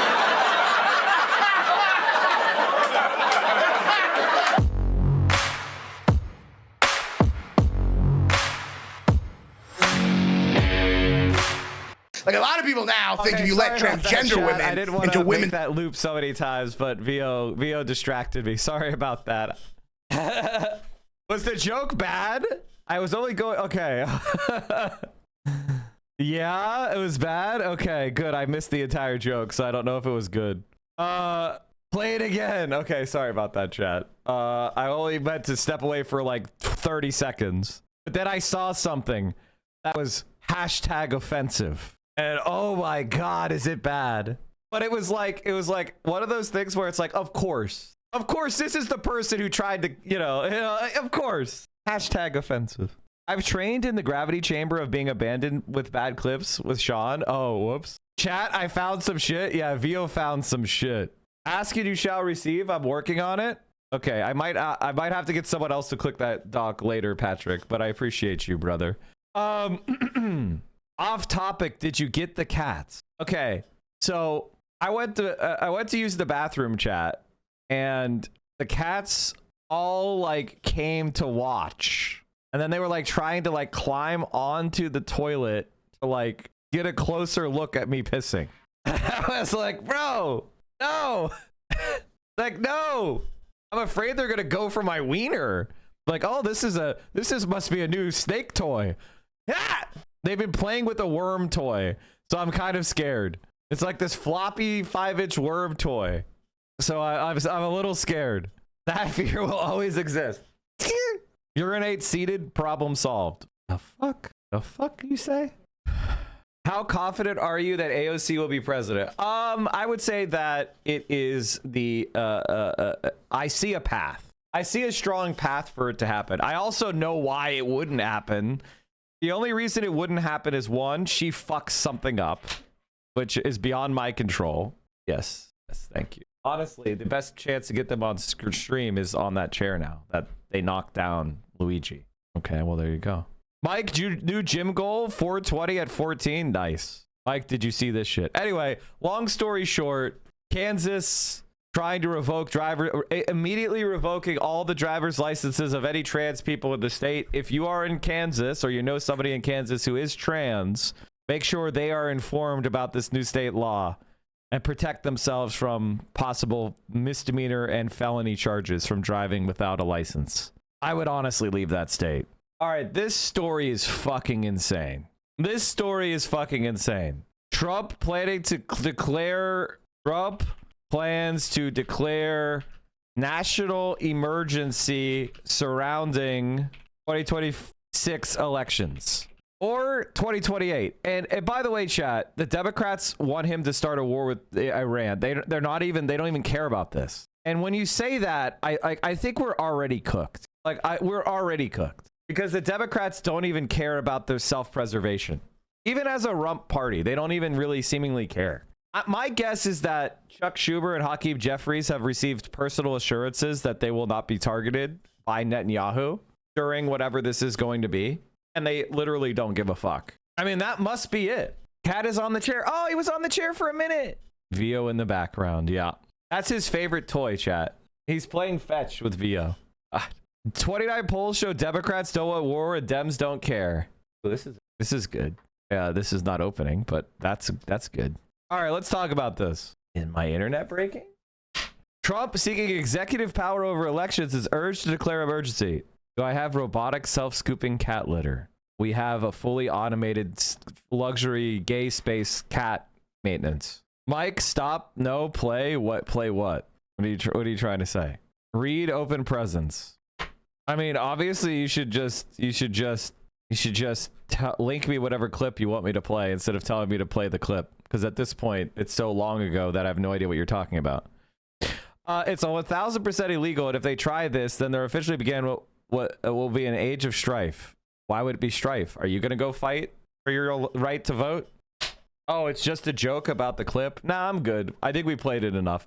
Trump seeking executive power over elections is urged to declare emergency. Activists who say they are in coordination with the White House are circulating a draft executive order that would unlock extraordinary presidential power over voting. Pro-Trump activists who say they are in coordination with the White House are circulating a 17-page draft executive order. I've read this 5 times. Okay. Where is the order? Can I read it? It's not a joke to play the clip. I don't even know what clip you're talking about, man. If you want me to play a clip, you link me the clip and go, Mike, you should play this clip. You don't just say play the clip. Like this is how the chat works. I'm not gonna I'm not gonna go through on a quest of trying to figure out what the fuck you're talking about by clicking through 8 people's chats. There are literally trillions of clips. Exactly. Link me the clip, bro, that you want me to play. Not a quest, you just played it. I probably closed it. Like, it doesn't exist anymore. And if it played 10 times, it played 10 times. That's enough. We don't need to play it more. Please play this clip. No. How about this clip? Fuck is this? Feel like I'm getting deja vu. This is like Carrot War number 2. Okay. God damn it. The AI slop. The powerful AI slop. It's well documented that we have, for quite a long time now, known where the real problem is in the Middle East. And in fact, the president adequately described it as the axis of evil. I guess my question is, how many times do we have to prove that these people are blowing up people now? Never mind if they get a nuclear weapon. When do we send them an airmail message to Tehran?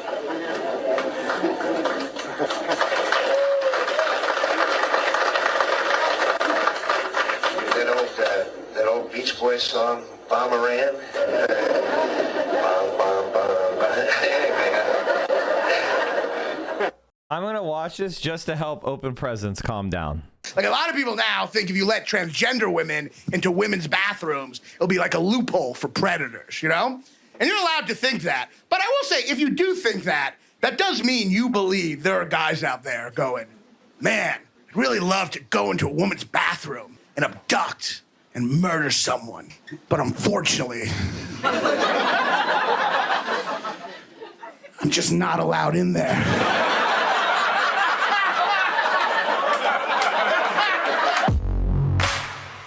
I gotta tell you, chat, I am so sorry I left you with that clip playing over and over again. I would have fucking left myself.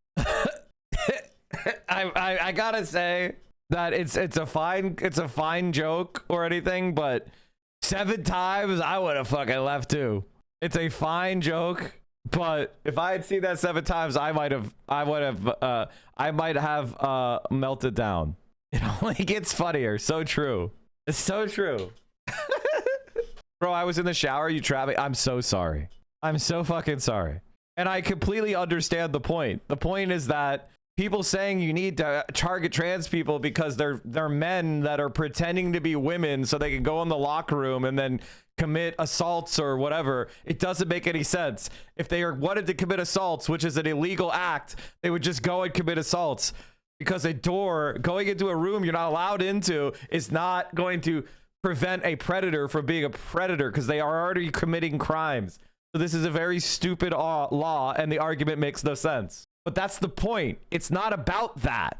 The point is that this entire law is there just to trip trans people up, just to force them to live outside of the way that they want to present themselves, to force them into men's bathrooms, to force them into men's prisons so that they are exterminated. It's a genocidal law. That's the point. All right, chat. I think we're very good. Oh, we've covered that story. It's pretty crazy. This is a story that I want to get into now, which is claiming executive authority based on China interfering with elections, which, by the way, the CIA investigated and said it didn't happen. We have no indications that any foreign actor attempted to alter any technical aspect of the voting process. We assessed that China did not deploy interference efforts and considered but did not deploy influence efforts intended to change the outcome of the presidential election. We have high confidence in this judgment. China sought stability in its relationship with the United States, did not view either election outcome as being advantageous enough for China to risk getting caught meddling, and assessed its traditional influence tools, primarily targeted economic measures and lobbying, would be sufficient to meet its goal of shaping U.S.-China policy regardless of the winner. The NIO for Cyber assesses, however, that China did take some steps to try to undermine former President Trump's re-election. Clinton advisors say the deposition was paused after an unauthorized photo from the hearing was shared on social media. It came from Benny Johnson. He said Lauren Boebert gave it to him. Okay, this fucking video is Republicans against Trump. Thanks, man. This is fucking trash video you posted. Thanks, man. Okay. I have searched the White House official said the staff is regularly in communication with a variety of outside advocates who want to share their policy ideas with the president, but any speculations about his actions or announcements is just speculation. I have searched the depths of legal arguments not yet articulated or vetted on this subject and will be presenting an irrefutable one in the very near future, Trump said on social media February 13th. I will be presenting them shortly in the form of an executive order, he added the same day. So it seems to me that Donald Trump is obviously coordinating with these people and saying he's going to make some weird argument. Trump is pressuring Republicans to pass legislation to require proof of citizenship for voter registration and ID to cast ballots. The measure, called the Save America Act, passed the House but faces obstacles in the Senate, where Republican leaders have rejected Trump's demand to change the chamber's rules to move the legislation forward. Trump has said if the bill fails, he will act unilaterally to impose the changes for the midterms. Then why are you waiting for the law then?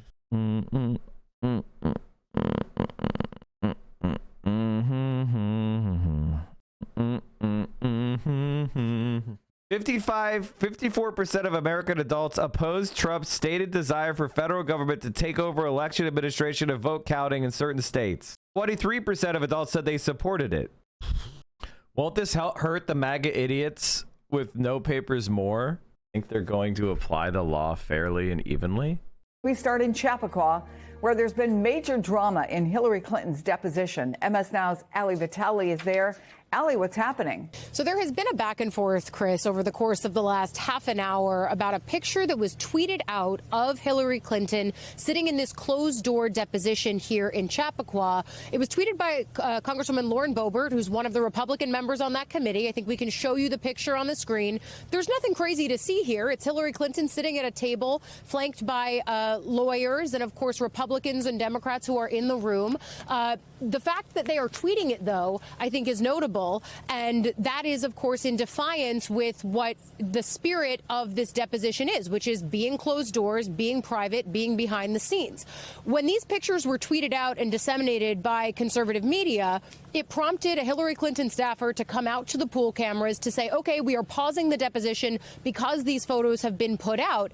And now my understanding from a source directly familiar with what's happening in the room is that the deposition is back and continuing again, but that Clinton came back into the room and started sparring with the chairman of the committee, James Comer, who they have sparred with in multiple capacities over the course of the last few months as they've been trying to broker this deposition. Clinton basically asked for Comer to have press come in for the rest of the deposition. You'll remember that the Clintons wanted to do this publicly anyway.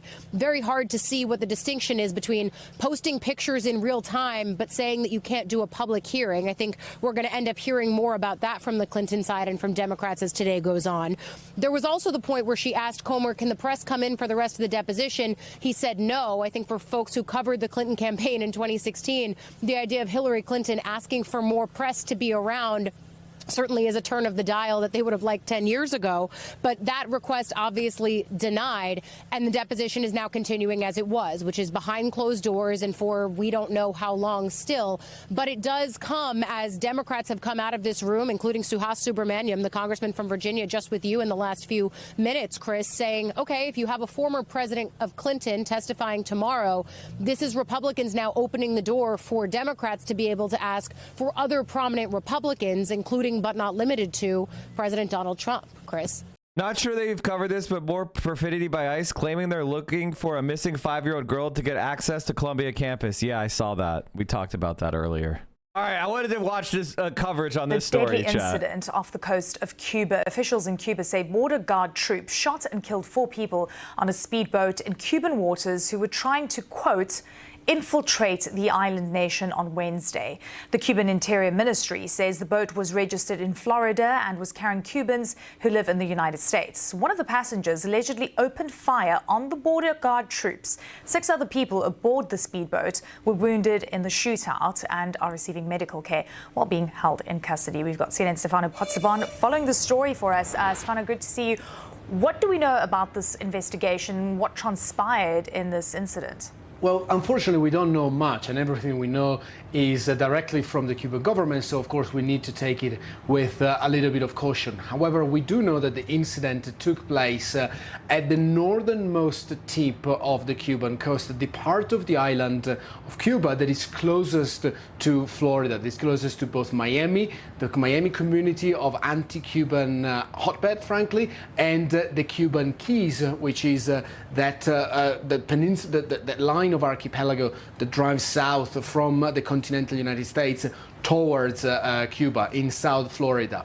We know that 6 people have been so far apprehended by the Cuban government. The Cuban government and the Interior Ministry in particular have told us that 1 more person have been apprehended for flying into Cuba to organize the reception of what they're saying was a tripulation of terrorists. These 6 people, together with the 4 that have been killed in the standoff on Wednesday, are now accused of terrorism and trying to infiltrate the country, Cuba, in to stem a rebellion, to stem social disorder. We know that the Americans have called for a thorough investigation and for clarifying all the facts, in particular not just the Secretary of State, Marco Rubio, but also the Florida Attorney General, who is appointed by the Republicans, but also the mayor of Miami, who is a Democratic politician, but still called to take everything coming out of Cuba with a pinch of salt and asking for American US investigators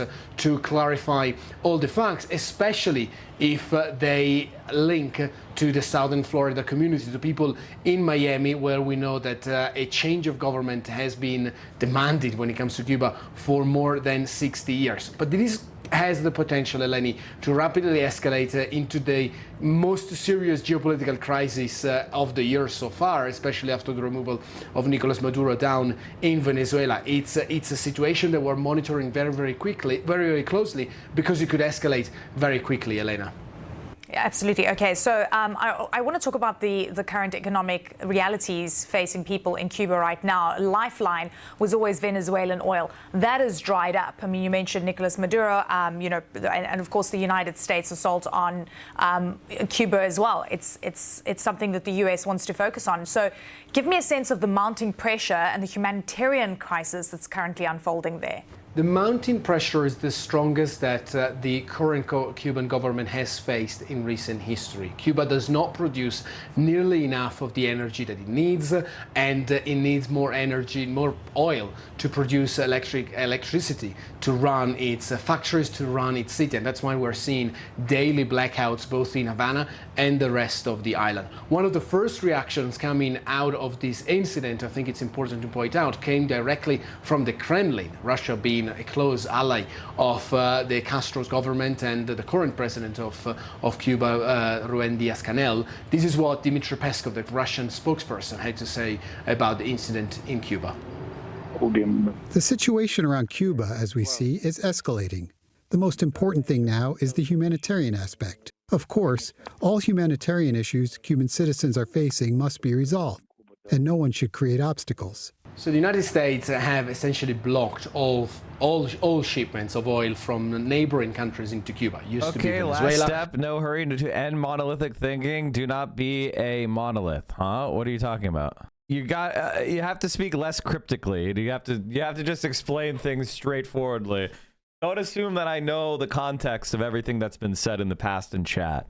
You have to try to make each one of your chats more self-contained. Maduro was removed. Venezuela is no longer sending crude oil to Cuba. It used to be Mexico. Mexico has desisted to do that after the US pressured the Mexican president. And now Canada and Mexico are sending in humanitarian aid, because of course the humanitarian situation could as well rapidly escalate into a crisis. It's a sign, it's an arm wrestle between Washington via Miami and Havana. Of course, I say via Miami because Marco Rubio himself, the Secretary of State, is from southern Florida. He has long advocated for a regime change in Havana, and he also said that yesterday, saying that the Cuba government should seize power as quickly as possible. The Cuban situation should change as quickly as possible. And we see that increasingly isolated. Peskov, for example, did not offer any concrete help coming down from Russia to Cuba. So a situation that we're monitoring very closely in the days and weeks weeks ahead. Suffice it to say, it is highly unusual to see shootouts in open sea like that. It's not something that happens every day. It's something, frankly, that hasn't happened with Cuba in a very long time. We're going to turn now to Mark Caputo. He's a White House reporter for Axios. He's done a lot of reporting on the U.S. relationship with Cuba. Thank you for being with us, Mark. Thanks for having me. So we heard the Secretary of State there say that they're going to want to know more. They're going to do their own investigation. And there are survivors, so to speak, right, who reportedly are in a hospital. So what can the U.S. do here? That's a great question. What I think the U.S. is going to try to do is conduct an investigation the way the Secretary of State, Marco Rubio. What do you mean conduct an investigation? There was a boat inside of Cuban territorial waters that opened fire on a Coast Guard boat. The United States has no jurisdiction. The United States has absolutely no jurisdiction whatsoever. Now, they have a diplomatic right to ensure that any American nationals have their rights respected according to Cuban law. They have the right to advocate for them, you know, from a diplomatic point of view. But if you go into someone's territorial waters and open fire, what is there to investigate? I guess they could try to say they don't believe the Cuban government. Said. And in the process of doing that, they're going to try to talk to these people. And the question we're going to have is, will Cuba participate or allow the United States to have this investigation in Cuba itself? There's a possibility, I can't assess the probability, that the answer to that is going to be no. And if the answer to that winds up being no, well, we're going to be in the middle of a real tense situation. Things are already difficult on the island. Obviously, the relationship of the United States and Cuba is incredibly hostile and has been for 67 years. The Cuban regime there, it's a totalitarian surveillance state, is really sucking wind, so to speak. That is, things are terrible on the island, in part because of the U.S. embargo and what they call a blockade, and in part because of communist mismanagement. So this is... Guys, we're only 90 miles offshore. We've been blockading this country for 80 years, but it's the communist mismanagement. The communist mismanagement. We're doing everything we can to interfere with Cuba's ability to interact with the world economy, and the entire United Nations is unanimous in saying that we should lift this blockade, but it's communist mismanagement. An inflection point that could become a very explosive situation depending on how both sides handle it. Right. You mentioned the embargo cutting off new shipments when it comes to oil. But I also, as you mentioned this, I'm thinking about the fact that Cuban intelligence hasn't been involved in places like Venezuela. You called it a surveillance state. Are we in a kind of spy versus spy situation here with the U.S. and Cuban relationship? I mean, we have been for 67 years. The guy who made the spy versus spy comic was famously a Cuban, Prohias. So that is part and parcel of the United States' tense and hostile relationship with Cuba. The thing is Marco Rubio is the favorite son of the Miami Cuban exile community. And he is very much a Cuba expert, and certainly, I'm trying to choose my words carefully, a hardliner when it comes to Cuba policy. Now, he is executing Donald Trump's policy and is interested in making a deal with the Cuban regime there to transition into more of a free market, more of a free society, one where they have a free press and free elections. Those are the rules, the prongs of the U.S. embargo against Cuba. That is, we'll lift it when they become a free society. And Rubio is very much interested in enforcing that. Just how that happens, we're not quite sure, but what we do know is that this situation is sort of one of those moments where we could look back in history and say, okay, this is where a clear change is going to begin because of the way in which things unfold after this point. It'll be interesting to learn more in the coming days. If we do, Mark Caputo, thank you so much for being with us. Thanks, Audie. I appreciate you. This clip right here from Kat is so fucking good. I don't even know what to say. Do you support any aid to Israel? Or could that, I support, for example, defensive weaponry. I support Iron Dome. Ms. Levin, is that like any aid to Israel at all? Defensive weaponry is an oxymoron. Weapons are inherently offensive, and for any ally... You support Iron Dome. No, I don't support any. We need to condition all aid to any country, any ally. It doesn't matter if it's Israel or if it's Mexico. Iron Dome was where they shoot down missiles that are coming in. Right. If we aren't using our leverage, there is no reason to condition any aid. We absolutely should be supporting our allies, but they have to follow our own laws first. It's not that. Well, even then, you're conditioning aid. There's more to it. I've been to Israel. I've been in the bomb shelters. I've been to the borders. They are being attacked constantly. Oh, fuck me, dude. We are literally, this is literally becoming, like, I know idiocracy is almost cringe at this point to bring up, but like, like, come on, dude. On.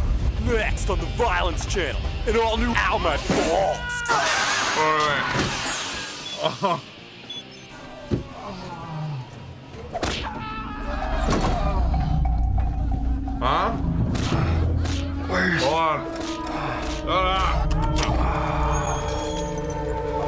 Hold on. Tell me this doesn't look like a Silver Surfer fucking TikTok. Tell me this doesn't look like a fucking, it's like the average iPad kid's iPad.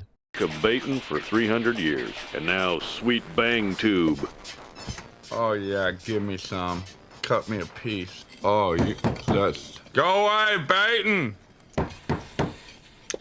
Damn it. Hell yeah, cut me a piece. That's what it feels like, and I'm hearing the fart noises. Hell yeah, cut me a piece. At every angle. If you do not fund something like the Iron Dome, the amount of death and destruction would be incredible, not just to the Israelis in Israel, but also to the Palestinians in Gaza. I haven't been to Israel because my dad was scared I would get detained if I went. Because that is the reality, even as an American citizen. We actively need to be using our leverage against any ally that is not following our own laws. And we have seen a genocide happening in Gaza. We have been seeing lack of freedom of movement. I'm almost 10 years older than this candidate, They can't by the way. even swim away from the border because they will be killed in the water. This is not that difficult. And if we're supposed to be a good ally, then we need to make sure that our allies are following basic human dignity. Cat's good. That cat's good. My tweeting has been S tier lately. Are you moving into your interviews and collab soon? Yes. Doing more stuff. Can I just tell you, the thing about collabs is you guys hate them. You know, that's the main thing that makes me not want to do them. It's that the chatters hate them. Every time I do one, it's like the worst fucking stream of the week because, you know, chatters are like, oh, Mike's talking to somebody else. He's not paying attention to me. So it's a huge bummer to do it. It depends on who it is. Yes, if I'm collabing with someone who's already famous, am I helping the movement? If I'm only collaborating with people that are already popular, am I helping the movement or am I being a parasite? So I like to do both. I like people that are already popular with some motion, but I also like to support people that don't have any motion. And it's very hard to figure out who is somebody that's going to blow up in the long term. That's what you're counting on me to do, is like separate the wheat from the chaff, so to speak. So what increases your reach and relevance? Are you career focused or political project focused? I do a ton of that. What the fuck are you talking about? I do it more than almost anyone else except Hassan. Like, what the fuck are you talking about? I'm just saying, I'm chastising you and telling you to watch when I do them. This is not about me, motherfucker. It's about all of you and how you're going to pledge to stay and watch.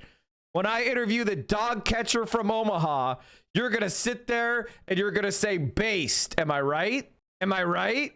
You are going to sit and watch and say, I want a socialist dog catcher for Omaha, sir. What do you think about Hassan saying he doesn't like to interview politicians because they just give stump speeches? Depends on what you ask them. Depends on what you ask them. You ask them the right question, they can't do a stump speech. Although there's nothing wrong with the stump speech. Theo, are you done? All right. I wanted to show you guys something really cool from Not Just Bikes. I love these futuristic looking trams in Luxembourg. And they can even travel through the city without the overhead wires that most other trams require. Pretty cool.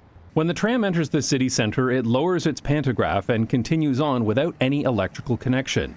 This works by having a supercapacitor mounted on the roof of the tram. These can charge much faster than a battery, but they only provide a small amount of power.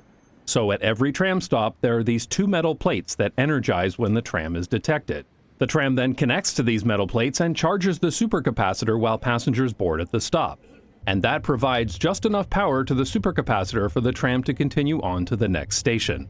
Luxembourg chose this technology by the Spanish tram manufacturer CAF for aesthetic reasons, to maintain the beautiful historic look of the city center without a bunch of ugly overhead lines ruining the view.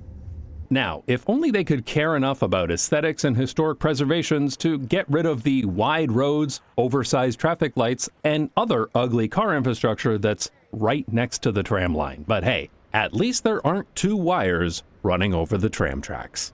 What's most amazing about Luxembourg, though, is that all public transit across the entire country is completely free. If you want to see what it's like to ride public transit in Luxembourg, then check out my new travel show, Day Pass, where I explore Luxembourg exclusively by public transit. I love these futuristic-looking trams in Luxembourg. Free. No overhead wires. That's crazy. Do you want the U.S. to be at war with Iran? Jules Nader, our pal, with his Substack, Use These Numbers, or Ghost.io. Here are the 29 polls showing Americans do not want war with Iran. This post is simple. It is an ongoing list of polls showing a majority of the American people are opposed to taking military action against Iran. God damn. W. Jules. Now, this is what I call a chatter. Chat, mortgage rates have fallen. Oh, how's the markets doing? Did they crater? Okay, wow, we've got quite the split day. The Dow Jones is flat while the NASDAQ dropped a percent. What's crypto doing? Crypto was up, yes, the last couple days, but I guess they're retracing. They had a little positive day there yesterday. Nice positive day, but today is down. 6-7. 6-7. Mike, why did you have to say it? What the fuck? Because I don't have small children next to me. I'm not hanging. I don't have any small children. I'm not a teacher. So I haven't been forcibly tortured with the 6-7 meme. Do we get to talk about Epstein now that the Dow is below 50,000? Not for long. They want to get it back above 50. Overall, interest rates are... Ooh. What does that matter? Money isn't real. Try not having any of that not real thing. All right, everybody. That's going to be it for me today. Thank you so much for hanging out. We are going to, the mission of positive vibes is continuing. I'm not going to allow negative chatters piss me off with dumb bullshit. So the mission of positive vibes will continue. Challenge is now accepted. All right, everybody, stay safe. I'm going to send you all over to VO. VO is going to have more cat info. If you're curious about the cats, VO will be a clearinghouse of positive information. All right, everybody, there's all my links. I'll see you all soon tomorrow, 10 a.m. Eastern, 7 a.m. Pacific. Stay safe. Solidarity forever, my friends. Peace out.